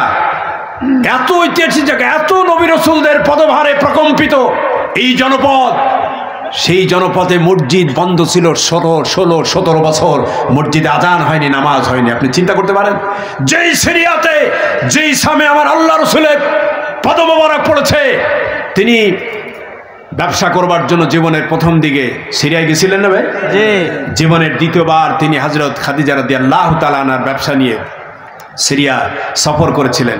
এই জন্যে ভৌগোলিক কি বলে, ভূতত্ত্ববিদরা বলেন যে আল্লাহ রসুলের পা মোবারক যেই মাটিতে পড়েছে, যেখানে যেখানে পড়েছে, সেই পা মোবারকের নিচে মাটির অভ্যন্তরে এ পৃথিবীর সব থেকে মূল্যবান খনিজ পদার্থ আল্লাহ পাক আল্লাহ রসুলের পদ মোবারকার বারাকাতে আল্লাহ পাক সেইখানে সব থেকে মূল্যবান খনিজ পদার্থ রেখে দিয়েছেন। আজকের ভূতত্ত্ববিদরা গবেষণা করে করে সেটা উদ্ধার করছেন। জোরে বলেন সুবহানাল্লাহ। প্রিয় ভাইরা আমার, মসজিদে আমি বলছিলাম, ওই মসজিদে ইমাম সাহেব হঠাৎ করে তাকবীর হয়ে গেল, একজন প্যান্ট শার্ট পরা একজন মুয়াজ্জিন তিনি তাকবীর দিলেন, ইকামত তিনি ঘোষণা করলেন, লোকেরা দাঁড়িয়ে গেল, মুসাল্লিরা প্রথম কাতারে সবাই দাঁড়িয়ে গেছে, অধিকাংশ প্যান্ট শার্ট পরা। সব থেকে প্রাচীন মসজিদ, 1200-1300-1400 বছর, প্রায় 1500 বছর বয়স হলো মসজিদের। উমাইয়া যুগের তৈরি ওই মসজিদে, ঐতিহাসিক এই মসজিদে দাঁড়ের পরে যে ইমাম সাহেব ইমামতি করতে আসলেন, তিনি তার পোশাক দেখে অবাক হয়ে গেলাম। সেই পোশাক হচ্ছে সামরিক পোশাক।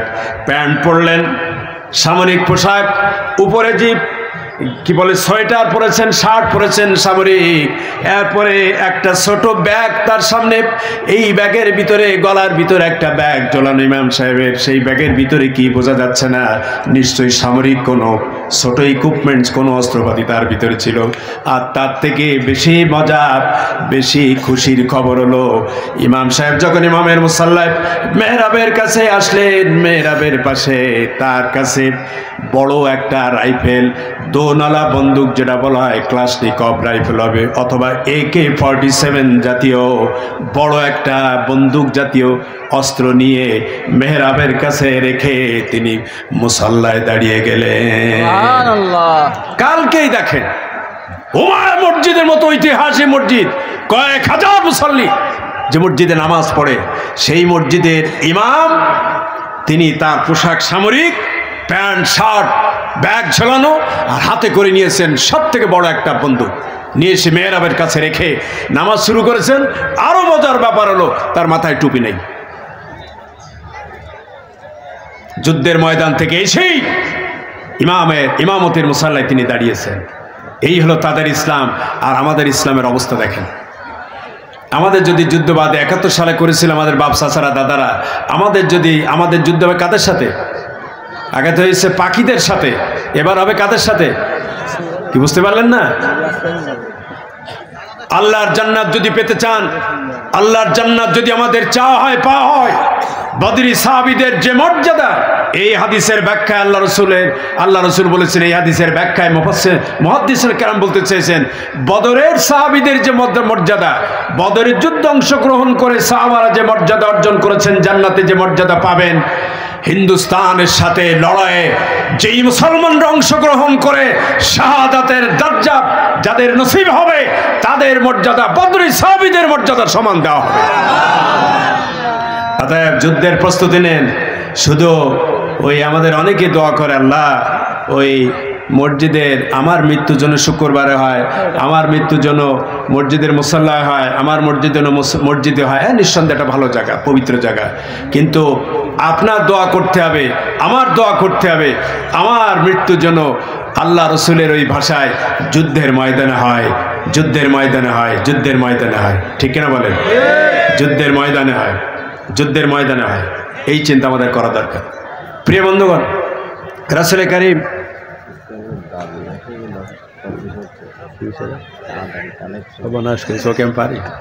প্রিয় ভাইরা, তাহলে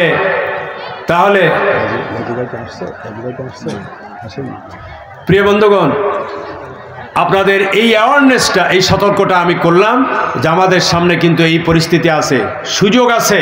বিভিন্ন কোম্পানির মাল কিনলে যেমন অফার দেয় যে এইটা কিনলে ওইটা ফ্রি, দেয় না? ছাড় দেয় না? কথা বলেন। আপনার আমার জন্য বর্তমান যে ফাতনা ফাসাদ জেহালাতের জুলমাতের যুগে আমরা বসবাস করছি, ইমান নিয়ে, আমল নিয়ে, আকীদা নিয়ে জান্নাত পাওয়ার কোনো গ্যারান্টি, কথা বলেন, আছে ভাই? নাই। একটা বিরাট সুযোগ আমাদের আছে। আরে ভাই, মূর্তি তো এমনিই হবে, ওয়ান টাইম প্লেট গ্লাসের মতো, একবারই মাত্র মরা লাগবে। মানুষ দুইবার মরে না, মরে না, একবারই মরা লাগে। মানুষ মরে একবার। যদি এই নিয়ত সহি করে নিতে পারি, এই নিয়ত যদি খাঁটি করে নিতে পারি, জামার দেশের অখণ্ডত্ব, স্বাধীনতা, সার্বভৌমত্বের জন্য, সর্বোপরি দ্বীন ইসলাম প্রতিষ্ঠার জন্য, কোরআনী সমাজ প্রতিষ্ঠার জন্য, কোরআনী রাজ কায়েমের জন্য, এ রব্বুল আলামিন তোমার দেওয়া নিয়ামত, এই জীবন ও সম্পদ, রক্ত যদি প্রয়োজন হয় কাফির, মুনাফিক, মুশরিকদের বিরুদ্ধে তোমার দেওয়া জীবন, আল্লাহর রাজ এই সমাজে, এই জনপদে প্রতিষ্ঠার জন্য সর্বোচ্চ জীবন উৎসর্গ করার জন্য আমি প্রস্তুত আছি। কারা কারা প্রস্তুত আছি? হাত তুলে দেখায়।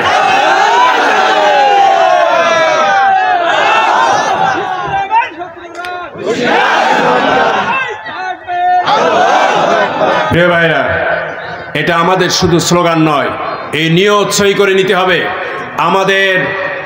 আল্লাহ পাক যদি আপনি চাইলে হবে না, আল্লাহ পাক যদি কবুল না করেন, হবে ভাই? আমার নিয়তটা করতে অসুবিধা, নিয়ত করেন, নিয়ত করেন। যদি প্রয়োজন হয় তাহলে রব্বুল আলামিন তোমার দেওয়া সম্পদ, তোমার দেওয়া জীবন তোমার পথেই ব্যয় করব। কি রাজি আছেন ইনশাআল্লাহ? আজকে আমাদের প্রতিবেশীরা যে ব্যবহার করতেছে, আজকে একটু আগে দেখে আসলাম বাংলাদেশের বিরাট জাতীয় পতাকা ওরা রাস্তায় ফেলে দিছে, সেখানে গাড়ি চালাচ্ছে, মোটরসাইকেল, প্রাইভেট কার, সাইকেল, আর মানুষ জুতো পায়ে দিয়ে আমাদের পতাকার উপর দিয়ে যাচ্ছে আর থুতু ফেলতেছে। সেদিন পতাকা পড়াইছে, আমাদের দূতাবাসে আক্রমণ করেছে, হামলা করেছে। এই সব পরিস্থিতি হুমকি দিচ্ছে বাংলাদেশ ছোট্ট একটা জায়গা, ও কয়েক মিনিটের ভিতরে তারা দখল করে ফেলবে। মুসলমানরা কি শক্তির বলে, অস্ত্রের বলে, জনবলে, এর উপরে নির্ভর করে মুসলমানরা কি যুদ্ধ করেছে? না। কথা বলেন না। তা যদি হবে, বদরের ময়দানে যে যুদ্ধ হলো, এই যুদ্ধে মুসলমানদের পক্ষে কতজন ছিল? 313। অপর পক্ষে 1000, 3000 না, 1000।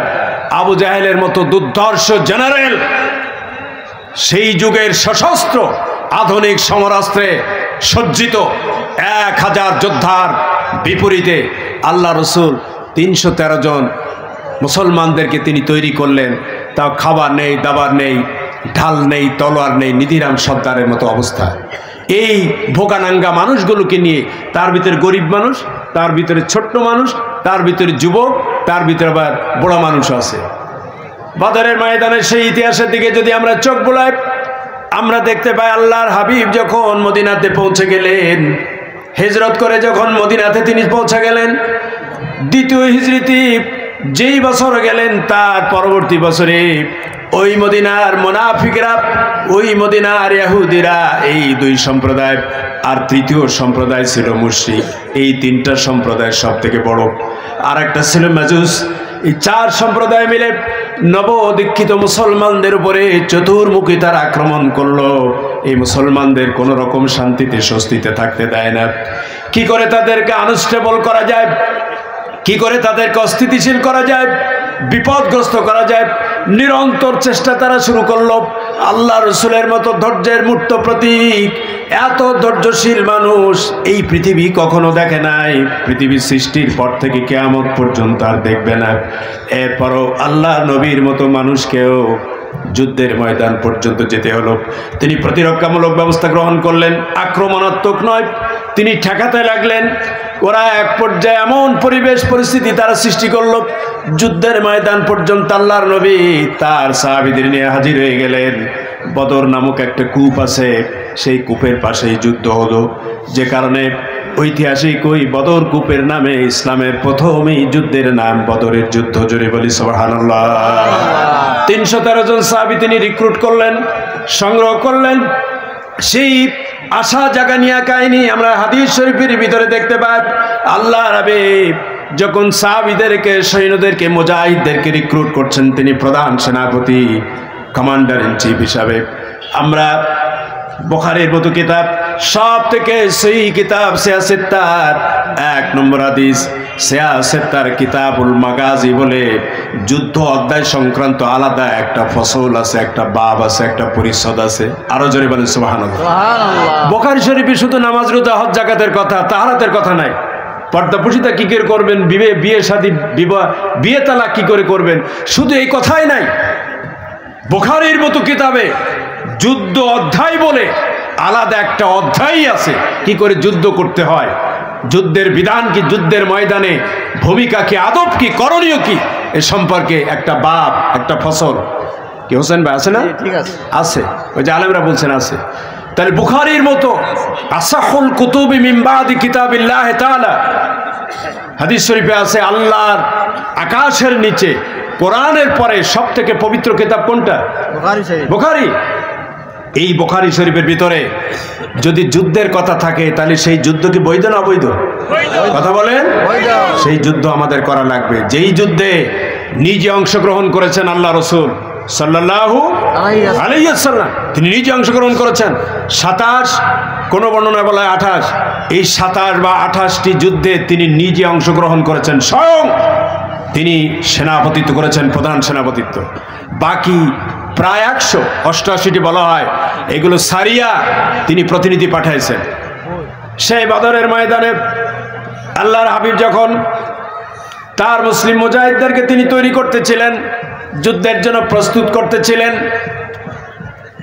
আল্লাহ রসুল প্রথম দিকে কেন যেন একটু ইতস্তত করতেছিলেন, বিব্রত ছিলেন। আহারে, এই বিশাল সমর শক্তির বিরুদ্ধে আমার এই মুসলমান যাদের কানে অস্ত্রপাতি নাই, যুদ্ধাস্ত্র নাই, মারণাস্ত্র নাই, ক্ষেপণাস্ত্র নাই, কোনো কিছু নাই, এই ডাল নাই, তলোয়ার নাই, এই নিয়ে কি করে তিনি যুদ্ধে অবতীর্ণ হবেন, কি সান্ত্বনা তাদের দিবেন? আল্লাহর নবী চিন্তা করতেছিলেন আর সাহাবীদেরকে ডাকতেছিলেন, যুদ্ধের জন্য প্রস্তুত করতেছিলেন।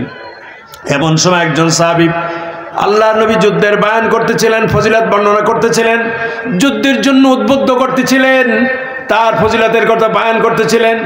এর ভিতরে একজন যুবক সাহাবী লাফ দিয়ে তিনি দাঁড়ায় গেলেন। তিনি বললেন, ইন্দিবিনে ইয়া রাসূলুল্লাহ হাইসু মা তাশাব আই হাইসু আমারাকাল্লাহ। সুবহানাল্লাহ। বলছে, হুজুর আপনি চিন্তা করছেন, টেনশন করছেন? হুজুর শুনলেন তার কথা। একজন যুবক দাঁড়ায় বলছে, হুজুর আপনি কি যুদ্ধ নিয়ে ভাবছেন? আপনি কি চিন্তাগ্রস্ত, দুশ্চিন্তা করছেন, টেনশন করছেন? কোনো টেনশন করবেন না। আল্লাহ আপনাকে যা নির্দেশ করেছেন আপনি তা হুকুম করেন, আপনি অর্ডার করেন, আমাদেরকে আমর করেন। আপনি যা বলবেন তাই কার্যকর হবে, তাই বাস্তবায়িত হবে। সুবহানাল্লাহ বলবো না? যুদ্ধের ময়দানে চিন্তা করেন, প্রথম যুদ্ধ, ইসলামের প্রথম যুদ্ধ, যুদ্ধ কি করে করতে হয় তারা জানে না, বোঝে না, অস্ত্রপাতি নাই। এই বিব্রত এই এরকম একটা পরিস্থিতিতে একজন সাহাবী যুবক তরুণ দাঁড়িয়ে বলতেছে, হুজুর বলেন আপনি কি চান, আপনি কি চান বলেন, আমরা তাই করব, আপনি যা যেভাবে নির্দেশ করবেন আমরা তাই করব। আল্লাহ রসুল এই যুবকের কথা শুনে তিনি জন্য একটু আশ্বস্ত হলেন, তিনি যেন প্রাণ ফিরে পেলেন।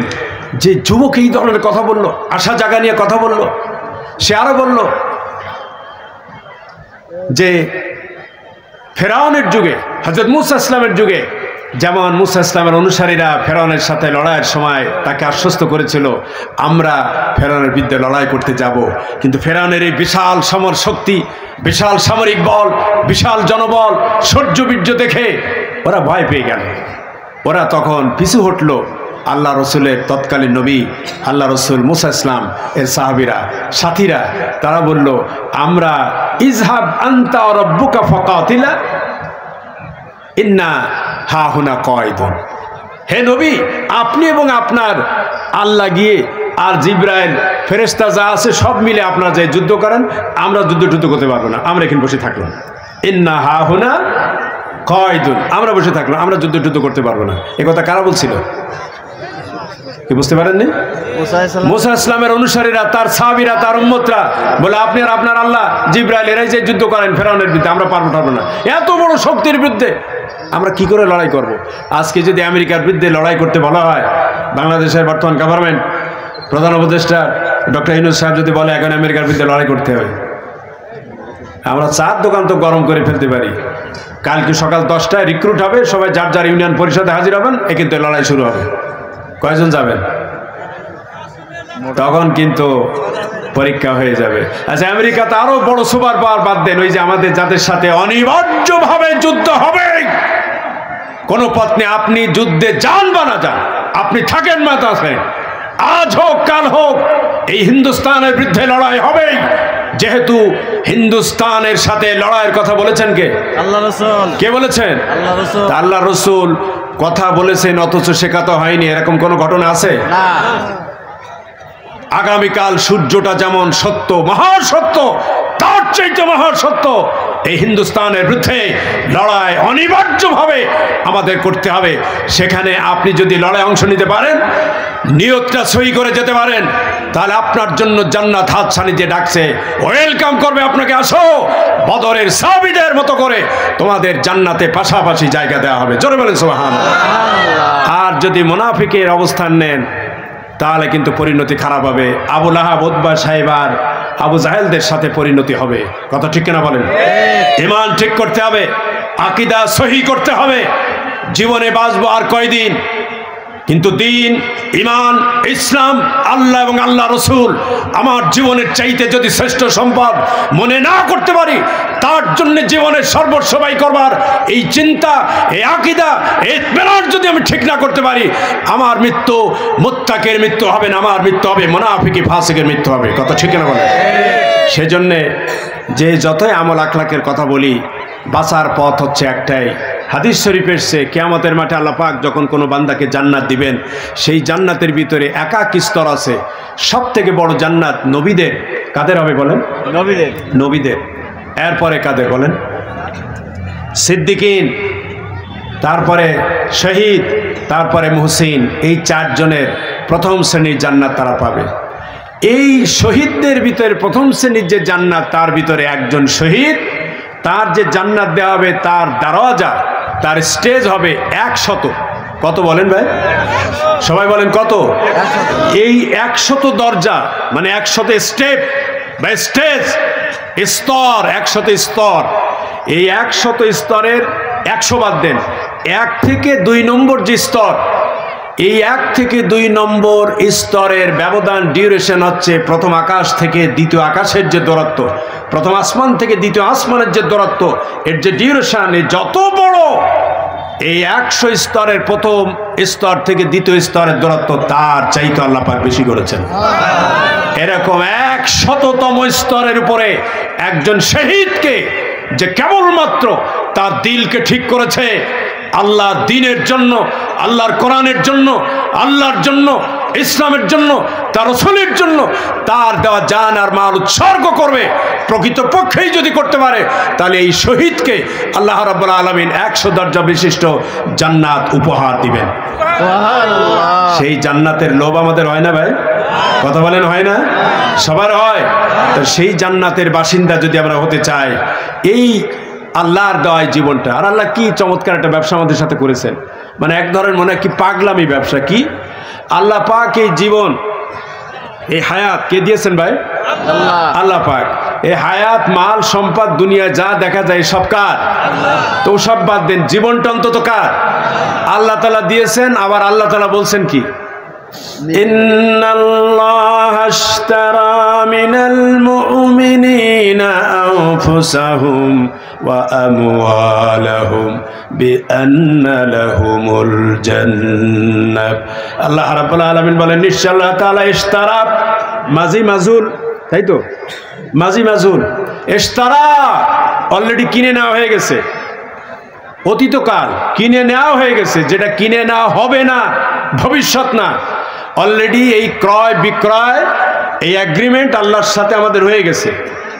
সুবহানাল্লাহ বলবো না? অতীতকালে, যেন গতকাল আমি কি বলে ঝাল বিক্রি করেছি, গতকাল আমি কফি বিক্রি করেছি, গতকাল আমি আম বিক্রি করেছি, গতকাল কি গত সপ্তাহে বিক্রি হয়ে গেছে, গতকাল মাছ বিক্রি করেছি, হয়ে গেছে, সেটা বেচা কেনা হয়ে গেছে, হবে না, হয়ে গেছে।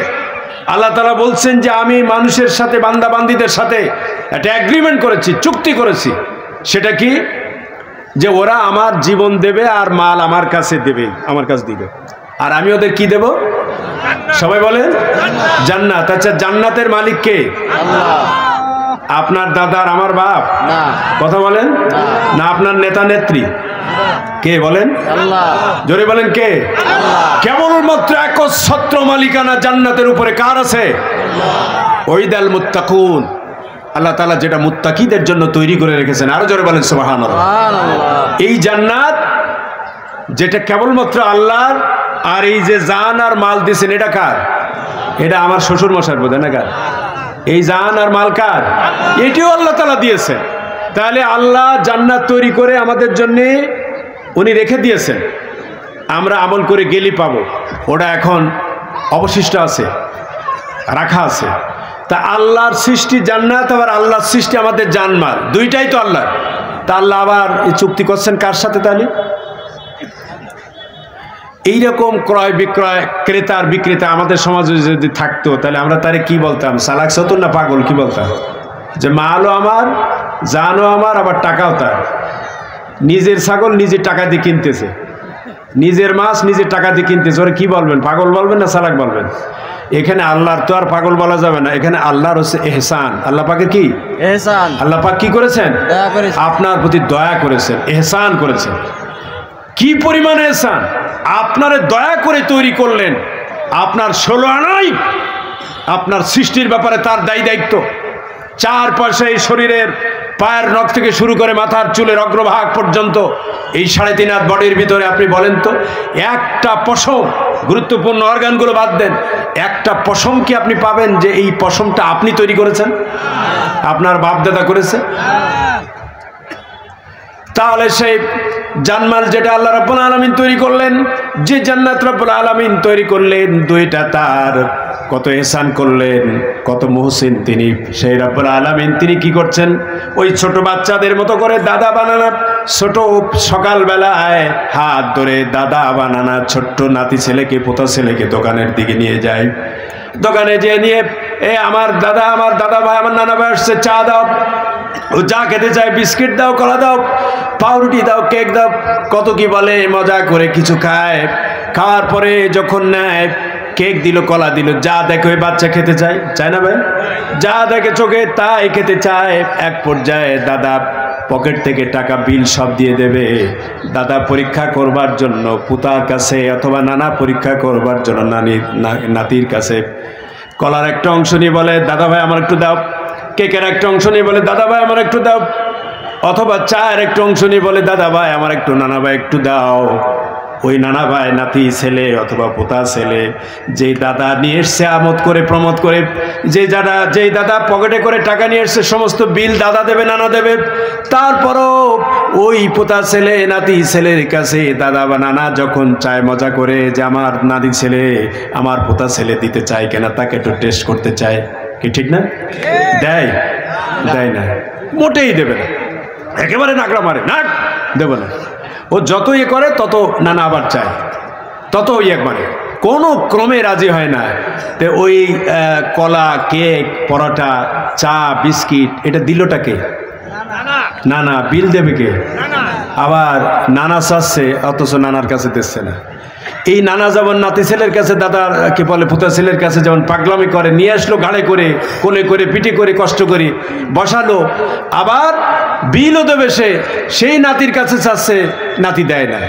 এটা দাদা নানা যেমন একটু মজা নেয়, একটু আমোদ নেয়, একটু খুশি হতে চায় নানার কাছে বাহানা করে যে দেখি সে দেয় কিনা, আল্লাহ সুবহানাহু ওয়া তাআলা যেন তার বান্দা বান্দিদের কাছে এরকম নিজে সব সৃষ্টি করেছে, জান্নাত তার, তোমার দেওয়া জানমালও তার, তারপরে আবার আল্লাহ পাক ওই নানা দাদার মতো করে তিনি আবার তোমার সাথে আবার এগ্রিমেন্ট করছে, চুক্তি করছে, ক্রয় বিক্রয়, ক্রেতা বিক্রেতা, সে যে বলছে আমি তোমার জান্নাত এই রেখে দিছি, এই দেখো জান্নাত, তোমার ওই জানমালটা আমার কাছে দাও, আমি যখনই চাবো তোমার জান, যখনই চাবো তোমার মাল, এই জান মাল কোনো কৈফিয়ত ছাড়াই চাওয়া মাত্রই তার বাহককে দিতে বাধ্য থাকিবে। টাকায় লেখা থাকে না, চাইবে মাত্র বাহককে দিতে বাধ্য থাকবে। ছোটবেলায় মনে করতাম কি ব্যাপার, এই কথা লেখা কেন? এই যে বাহককে দিতে বাধ্য মানে যে চাবে তারে দিতে হবে, যখনই চাইবে জান ও মাল তখনই আল্লাহ রাব্বুল আলামিনকে দিতে বাধ্য থাকবেন। আমরা তার কাছে শপথ করে আসছি, আলাস্তু বিরাব্বিকুম, বলেছি না ভাই? আমরা আলমে আরওয়ার ভিতর আল্লাহ রাব্বুল আলামিনের কাছে শপথ করেছি, তুমি কি আমাদের প্রভু নয়? আল্লাহ রাব্বুল আলামিন আমাদের কাছে এই প্রশ্ন করলেন, আমি কি তোমাদের প্রভু নই, প্রতিপালক নই? এই প্রশ্ন যখন করেছেন রাব্বুল আলামিন, আমরা বলেছি ক্বালু বালা শাহিদনা, আমরা তখন সমস্যারে প্রত্যেকে জবাব দিয়েছি। এই রুহের জগতে যারা ছিলাম এখানে কয়েক ঘর আছে আমাদের অমুসলিম, আছে না? এরাও বলেছিল, এরা ভুলে গেছে সে কথাবার্তা, সবাই বলেছে। বনি আদম যারাই কিয়ামত পর্যন্ত যারা আসবে আলমে আরো রুহের জগতে, রুহের গোডাউনে সবাইকে রেখে তখন বডি দেওয়া হয়নি, এই বডি স্ট্রাকচার কিছুই হয়নি, রুহের জগতে ছিলাম। আল্লাহ তাদেরকে প্রশ্ন করেছেন, আমি কি তোমাদের প্রতিপালক নই? সবাই স্বতঃস্ফূর্তভাবে স্বেচ্ছা প্রণোদিত হয়ে সেদিন সমস্বরে সবাই বলেছে অবশ্যই, কেন নয়, তুমি আমাদের প্রতিপালক। সুবহানাল্লাহ বলেন।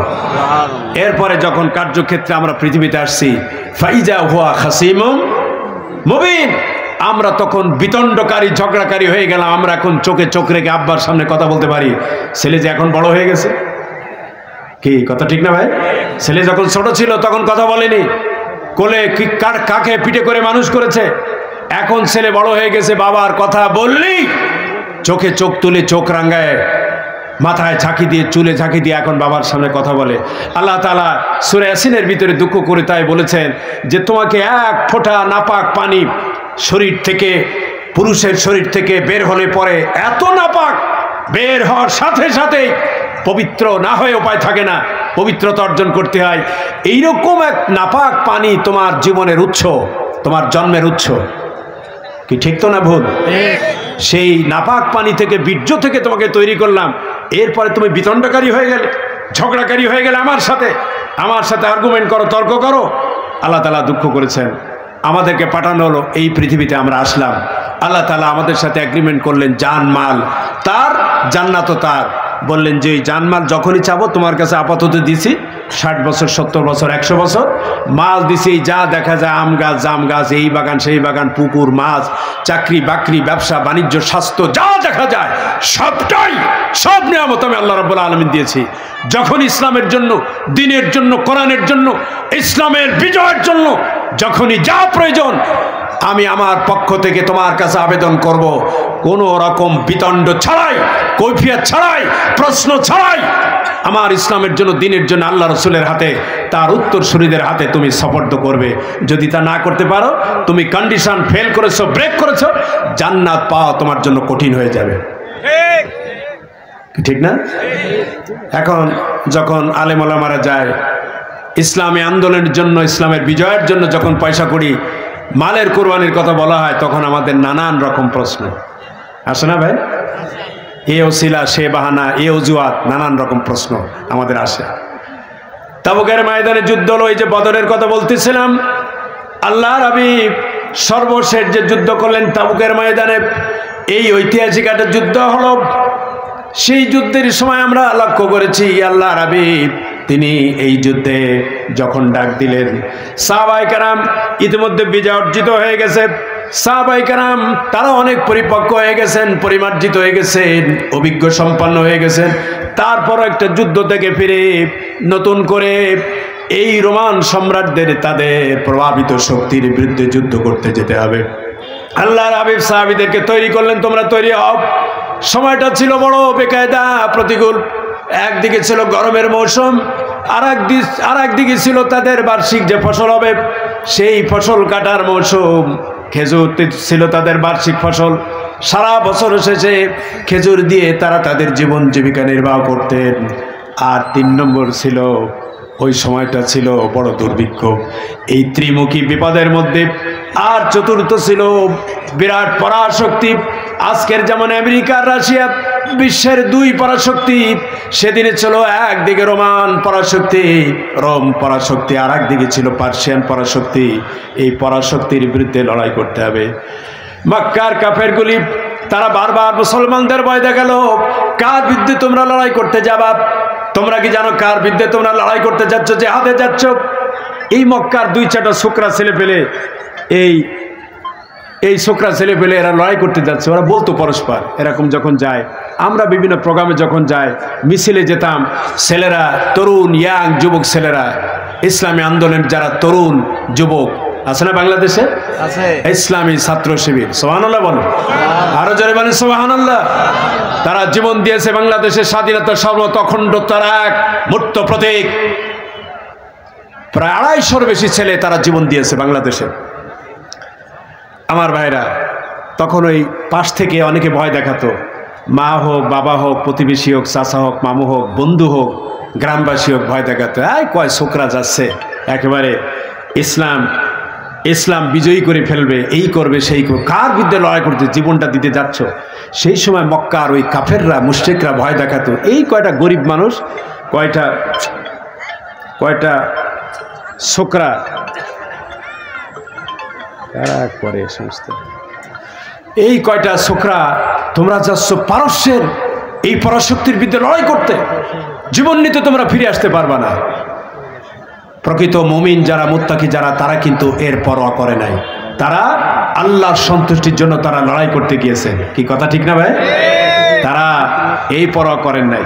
আমার ভাইরা, তারা লড়াইতে অংশগ্রহণ করলেন, তারা যুদ্ধে গেলেন। কিছু মুনাফিক থেকে গেল যে এত বড় পরাশক্তির বিরুদ্ধে আমরা লড়াই করো, কি করে করব? যার দরকার নেই, জীবনটা বাঁচা।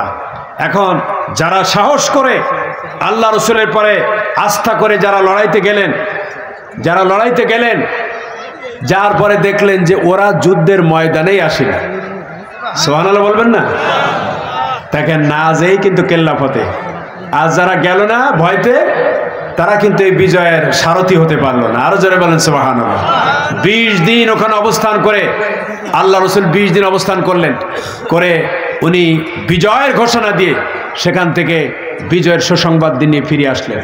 মুসলমানদের যা লাগে না, মুসলমানদের ধমনীতে জিহাদের যে জজবা, যে প্রেরণা, এটা যদি অমুসলিমরা যখন দেখেছে, পরখ করেছে, বিশেষ করে বদরের ময়দানেই যখন দেখেছে, এই যে কেউটে সাপের বাচ্চা, এরা যদি একবার ময়দানে আসে, তাহলে এদের প্রতিহত করবার ক্ষমতা পৃথিবীর কোনো দুর্জয় শক্তির হাতে নাই।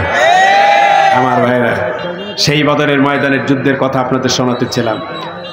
সাহাবী, যুবক সাহাবী, সে বলল, হুজুর আপনি বলেন, আপনি কি টেনশন করছেন? আমরা মুসা ইসলামের মতো এরকম করে বলবো না। ওরা যখন বলছিল তুমি আল্লাহ রসুল নিয়ে, কি বলে, আল্লাহ জিবরাইল নিয়ে তুমি যুদ্ধ করো, আমরা এখানে বসে থাকলাম, আমরা কি বলবো? ইযহাব আনতা রাব্বুকা ফাকাতিলা ইন্নী মাআকুমা মুকাতিল। আপনি চলেন, কার সাথে আপনি লড়াই করবেন আপনি ডাকেন, আমরা আপনার সাথে ইন্নী মাকুমা মুকাতিলুন, আমরা আপনার সাথী হয়ে লড়াই করব। আপনি যেখানেই যার বিরুদ্ধে লড়াই করতে চান আপনি হুকুম করেন, আপনার সাথী হয়ে আমৃত্য লড়াই করব। কতক্ষণ? মা দামাত আইনুম মুতারাফা, আমাদের এই যে চোখের পাতা আছে না ভাই, কথা বলেন, এই চোখের পাতা দেখবেন নড়ে, ওঠে আর বসে, সেকেন্ডে কয়েকবার ওঠে, আছে না?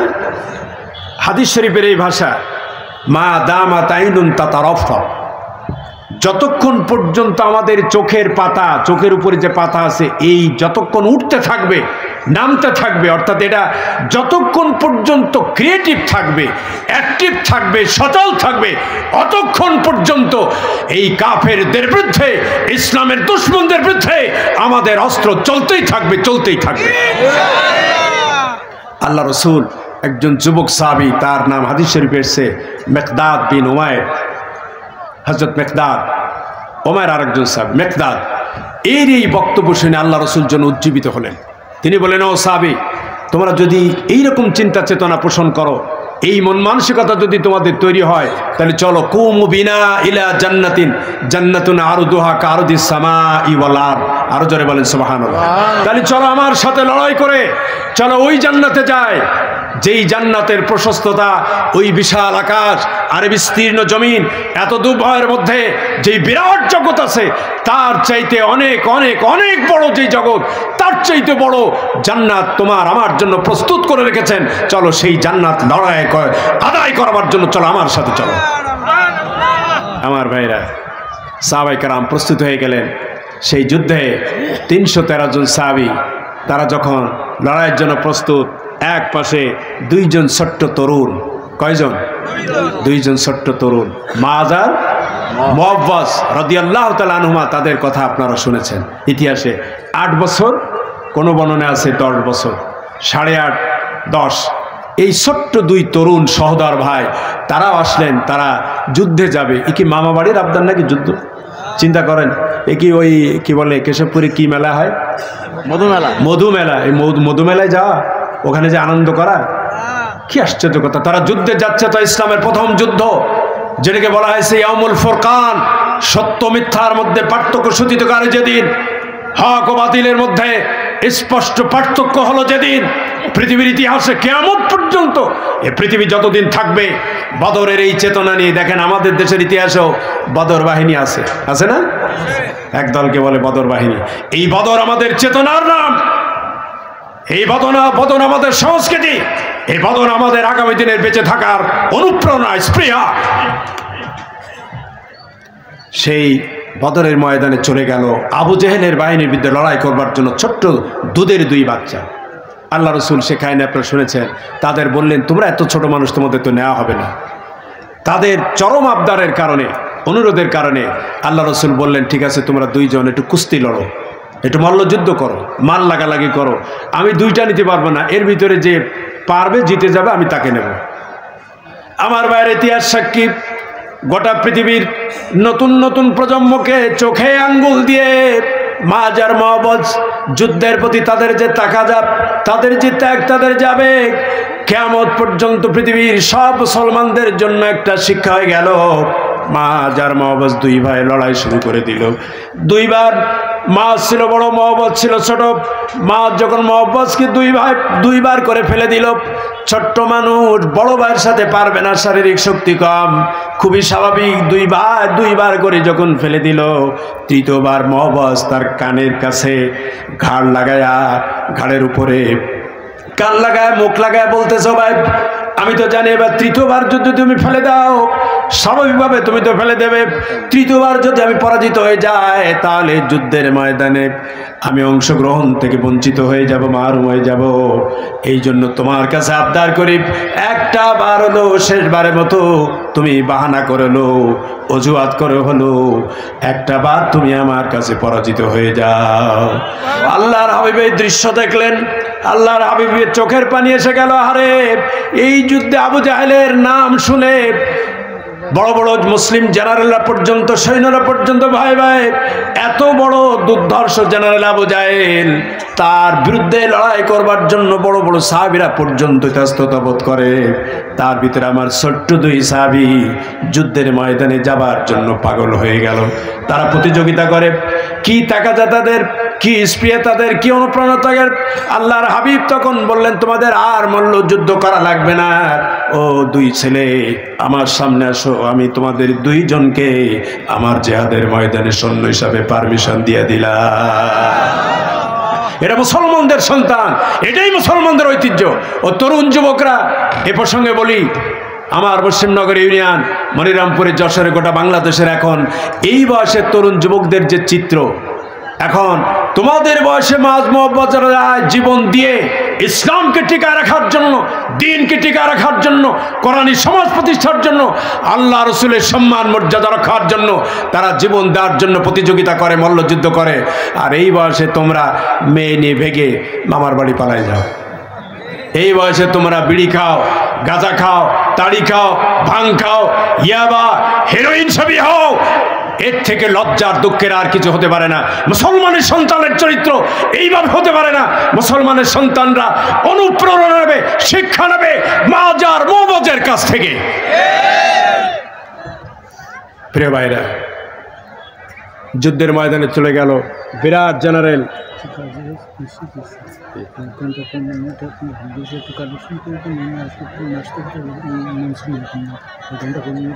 আচ্ছা প্রিয় ভাইরা, তাহলে মহাবাজ তিনি দুই ভাই।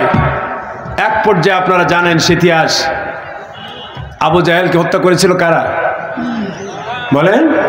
ইতিহাস আমাদের জানতে হবে। বড় বড় হযরত আলীর মতো, হযরত ওমরের মতো, হযরত আবু বকরের মতো, উসমানের মতো, আব্দুর রহমান বিন আউফের মতো, আবু সাঈদ খুদরির মতো বড় বড় সাহাবীরা, জেনারেলরা সেদিন পারেন নাই। আল্লাহ পাক চোখে আঙ্গুল দিয়ে দুনিয়াবাসীকে দেখায় দিলেন, এই ইয়াং জেনারেশনদেরকে দেখায় দিলেন যে দেখো, ইমানি শক্তি যদি থাকে, প্রত্যয় যদি থাকে, টাকা যত থাকে, তোমার যদি গোল থাকে, টার্গেট থাকে, তাহলে এই ছোট্ট, তখনও গোপ ওঠেনি, দাঁড়িয়ে ওঠেনি, এই দুধ খাওয়া দুই বাচ্চার হাতে দুনিয়ার দুর্ধর্ষ জেনারেলদের একজন আবু জাহেলকে দুনিয়া থেকে বিদায় করেছে আমি মাজার মহবাজের হাতেই। তাহলে আমাদের ভয় পাওয়ার কিছু আছে? তরুণ যুবকরা, ভয় পাওয়ার কিছু নাই। তোমার ওইভাবে যদি সাহসিকতা নিয়ে, প্রত্যয় দীপ্ত ইমান নিয়ে, বুকে আবেগ ধারণ করে তুমি যদি সামনে আগান হও, তাহলে ভারতের মতো বিরাট শক্তি, আমেরিকার মতো বিরাট শক্তি পরোয়া করার মতো সময় আমাদের হাতে নাই। প্রিয় ভাইরা, যখন চলে গেল, আবু জাহেল পড়ে গেল, দুই ভাই মাথা কাটতে পারতেছে না, তখন আব্দুর রহমান বিন আউফ, বড় প্রবীণ এক সাহাবীর কাছ থেকে তারা ঠিকানা নিয়েছে, এই সে আবু জাহেল। আবু জাহেলের চেনেও না তারা, হাদিস শরীফে আসছে, আবু জাহেলের তারা চেনেও না, আবু জাহেল কোনটা তাও জানেন। আব্দুর রহমান বিন আউফ তিনি বলতেছেন, ছোট্ট দুটো বাচ্চা দেখে তিনি বিব্রত হয়েছেন। কি ব্যাপার, তোমরা কি ঘটনা? বলছে তোমরা জিহাদের ময়দানে কেন? তিনি ভালো জানতেন না। বলছে আল্লাহ রসুল আমাদেরকে রিক্রুট করেছেন। তো কি বিষয়? বলছে চাচা, আমরা আবু জাহেলকে তো চিনি না। আবু জাহেলকে আপনি কি একটু পরিচয় দিবেন? উনি হঠাৎ করে দেখলেন আবু জাহেল পাগড়ি পরা। কি পরা? কথা বলেন। আবু জাহেলের পাগড়ি পরা, বিরাট দাড়ি, আমার থেকে বড় দাড়ি, বিরাট জুব্বা, আমার থেকে বড় জুব্বা। আর আপনি দাড়ি নিয়ে আসেন, পাগড়ি নিয়ে আসেন, জুব্বা নিয়ে আসেন, শুধু এগুলো নিয়ে আসেন। আবার ভুল বুঝবেন না যে আমাদের মৌলানা বলে গেছে সেগুলো লাগবে না। এগুলো অবশ্যই লাগবে, এটা শেয়ারুন নবী, শেয়ারুর রাসূল, কিন্তু এটি একমাত্র নয়। কথা ঠিক না বলে? এটি একমাত্র নয়। ওই পুঁজি করেই খেয়ে গেলেন। এর বাইরে যে আল্লাহ রসুলের আর একটা সুন্নাত আছে, ওই জিহাদের ময়দান উনি দাড়ি নিয়ে গেছিলেন, টুপি নিয়ে গেছিলেন, পাগড়ি নিয়ে গেছিলেন, নেসপেশাক জামা নিয়ে গেছিলেন আল্লাহ রসুল। সাথে সাথে জিহাদের ময়দানে উনি আর একটা সুন্নত আমল করেছেন। সেই সুন্নতটা ছিল বড় সুন্নত, সেটা ছিল উনি প্রধান সেনাপতি হয়েছিলেন। কি ঠিক না? কথা বলেন, ঠিক কিনা বলেন? তাহলে আজকেও যদি প্রয়োজন হয় দ্বীনের জন্য, ইসলামের জন্য, কোরআনের জন্য জিহাদের ময়দানে যদি যাওয়া লাগে, ও মুসলমান, আমরা কি জিহাদের ময়দানে যাওয়ার জন্য প্রস্তুত আছি? তাহলে দাড়ি টুপির পাশাপাশি আমাদেরকেও প্রয়োজন হলে সময় বিবেচনা করে আমাদেরকে জিহাদের ময়দানে যেতে হবে। এটি আল্লাহ রসুলের চিরন্তন সুন্নাত। কথা ঠিক না ভাই? শেষ পর্যায়ে রাসূল কারীম সাল্লাল্লাহু আলাইহি ওয়াসাল্লামের এই এই বদরের ময়দানের এই লড়াইয়ের শেষ দিকে আল্লাহ রাসূল সাল্লাল্লাহু আলাইহি ওয়াসাল্লাম তার সবথেকে বড় দুশমন তাকে বিদায় করে কিয়ামত পর্যন্ত যেন এই জাতিকে, উম্মতকে, জেনারেশনকে শিক্ষা দেওয়া হলো ভয় পাওয়ার কারণ নেই। ছোট্ট ছোট্ট তরুণ নওজওয়ানরাই পারবে। তোমরা যদি সেই ঈমান, সেই তাকাদা রাখতে পারো, তাহলে আবু জেহেলকে সেদিন বধ করেছিল যেমন মাআজ মুআবাদ, যুগে যুগে আজকে 2024 সালেও বাংলাদেশের এই পরিবর্তনে ভূমিকা পালন করেছে ওই মাআজ মুআবাদের উত্তরসূরিরা। বড় বড় বুড়ো বুড়ো জেনারেলরা 16 বছর চেষ্টা করে পারেনি। বিএনপি জেনারেল, জামাত জেনারেল, আরো কত কত জেনারেল পারিছে? কথা বলেন না কেন? এখন সব কৃতিত্ব নেওয়ার জন্য সব লাইন ধরে আছে। এর 100 মরেছে, ওর 400 মরেছে, ওর এত মরেছে। এইসব ভোগাস বাদ দেন। এই তরুণ যুবক না, এই মাআজ মুআবাদের উত্তরসূরিরা জাগ্রত হয়েছিল বলেই মাজার সোজা করে, কোমর সোজা করে এই স্বৈরাচার ডিক্টেটরের বিরুদ্ধে দাঁড়িয়েছিল বলেই আজকের নতুন বাংলাদেশের ঠিকানা আমরা পেয়েছি। প্রিয় ভাইরা, সুতরাং যুগে যুগে মাজার মুআবাদের উত্তরসূরিরাই সমাজ পরিবর্তনে, রাষ্ট্র পরিবর্তনে যেমন ভূমিকা পালন করেছে, আগামী দিনেও এই পরিবর্তন শুধু এখানেই শেষ হবে না, আর একটা পরিবর্তন আমাদের দরকার। বাংলাদেশে এই যেমন নতুন পরিবর্তন হলো, এই পরিবর্তনও শেষ নেই। দেখেন নতুন করে আবার চাঁদাবাজ বেড়েছে, সন্ত্রাসী বেড়েছে, ডাকাত বেড়েছে, দখলবাজ বেড়েছে, আছে না ভাই? কি কথা কন না কেন? গম চোর বেরিয়েছে, চাল চোর বেরিয়েছে, ভট চোর বেরিয়েছে, বের হয়েছে কেনা? এইসব চোর আছে, আগেও ছিল, এই নতুন চোরের আবার আমদানি হচ্ছে। এ দিয়ে পরিবর্তন হবে না, এই বিপ্লব দিয়েও পরিপূর্ণ শাসন, পরিপূর্ণ শান্তি পাবো না। আর একটা বিপ্লবের জন্য আমাদের প্রস্তুতি নিতে হবে, সেটা হচ্ছে ফাইনাল বিপ্লব। সেই ফাইনাল জিহাদ, সেই জিহাদ হতে হবে কোরআনী বিপ্লব। জোরে বলে ঠিক কিনা? সেই ফাইনাল বিপ্লব হচ্ছে কোরআনী বিপ্লব, ইসলামী বিপ্লব। এই ইসলামী বিপ্লব যদি করতে পারি, 55,000 বর্গ মাইলের উপরে পরিপূর্ণ শান্তি প্রতিষ্ঠা তখনই মাত্র, কেবলমাত্র সম্ভব হবে। তাছাড়া কিয়ামত পর্যন্ত দাবি আসবে, কিয়ামত পর্যন্ত 1 ইঞ্চি জমিনের উপরে স্থায়ী শান্তি প্রতিষ্ঠিত হবে না, হবে না, হবে না। স্থায়ী শান্তির জন্য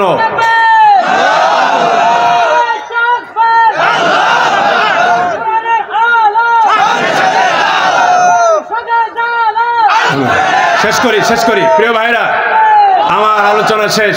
আমি আপনাকে আবেদন করি, শেষ সেই চূড়ান্ত বিপ্লবের জন্য, যেই বিপ্লব আমাদের একদিকে জান্নাতে নেওয়ার গ্যারান্টি দেবে আল্লাহ রসুলের হাদিস অনুযায়ী, ঠিক কিনা বলেন? আর একদিকে এই জমিনে আমরা যেহেতু শান্তি চাই, চুরি ডাকাতি সন্ত্রাস ছিনতাই দুর্নীতিমুক্ত, আমরা একটি উদার একটি রাষ্ট্র আমরা চাই। তা যদি চাইতে হয় তাহলে এই বিপ্লব ছাড়া কোনো পথ নাই, যার কনস্টিটিউশন, সংবিধান হবে আল কোরআন, ঠিক কিনা বলেন? সেই কোরআনের জন্য আর একটা বার আমাদের 71-এর চেতনা নিয়ে, আমাদের 24-এর চেতনা নিয়ে, তার থেকে চেতনা শানিত করে আর একটা বার আমাদের লড়াই করতে হবে। সেই লড়াই হবে কোরআনের জন্য, দিনের জন্য, ইসলামের জন্য। সে আবেদন রেখে আপনাদের মেহমান আসতেছে, আমার কাছে খবর আসলো কয়েক মিনিট, মাত্র 5টা মিনিট। কয় মিনিট বলেছি? 5 মিনিট। এই যে ঐতিহ্যবাহী একটা প্রতিষ্ঠান, মরহুম ফুরফুরা শরীফের হজরত আল্লামা রুহুল আমিন সাহেব রাহিমাহুল্লাহ, তার স্মৃতি বিজড়িত এই প্রতি বছর এই যে প্রোগ্রাম এখানে হয়, এই প্রোগ্রাম অব্যাহত থাক আমরা চাই না ভাই? কথা বলেন, চাই। আমাদের কিছু ইমানের খোরাক হয়, দিনের কিছু খোরাক হয়, হয়েছে না ভাই? হয়, আরও হবে। সামনে মুআজ্জাজ মেহমানরা আছে, এইটা আমরা অব্যাহত রাখতে চাই। আর রাখতে গেলে এই যে বিশাল ডেকোরেশন, এই বিশাল প্যান্ডেল, এই ব্যবস্থাপনা তারা করেছেন, এর জন্যে আমাদের কিছু খরচ খরচা এই কর্তৃপক্ষ তারা বহন করেছেন। এই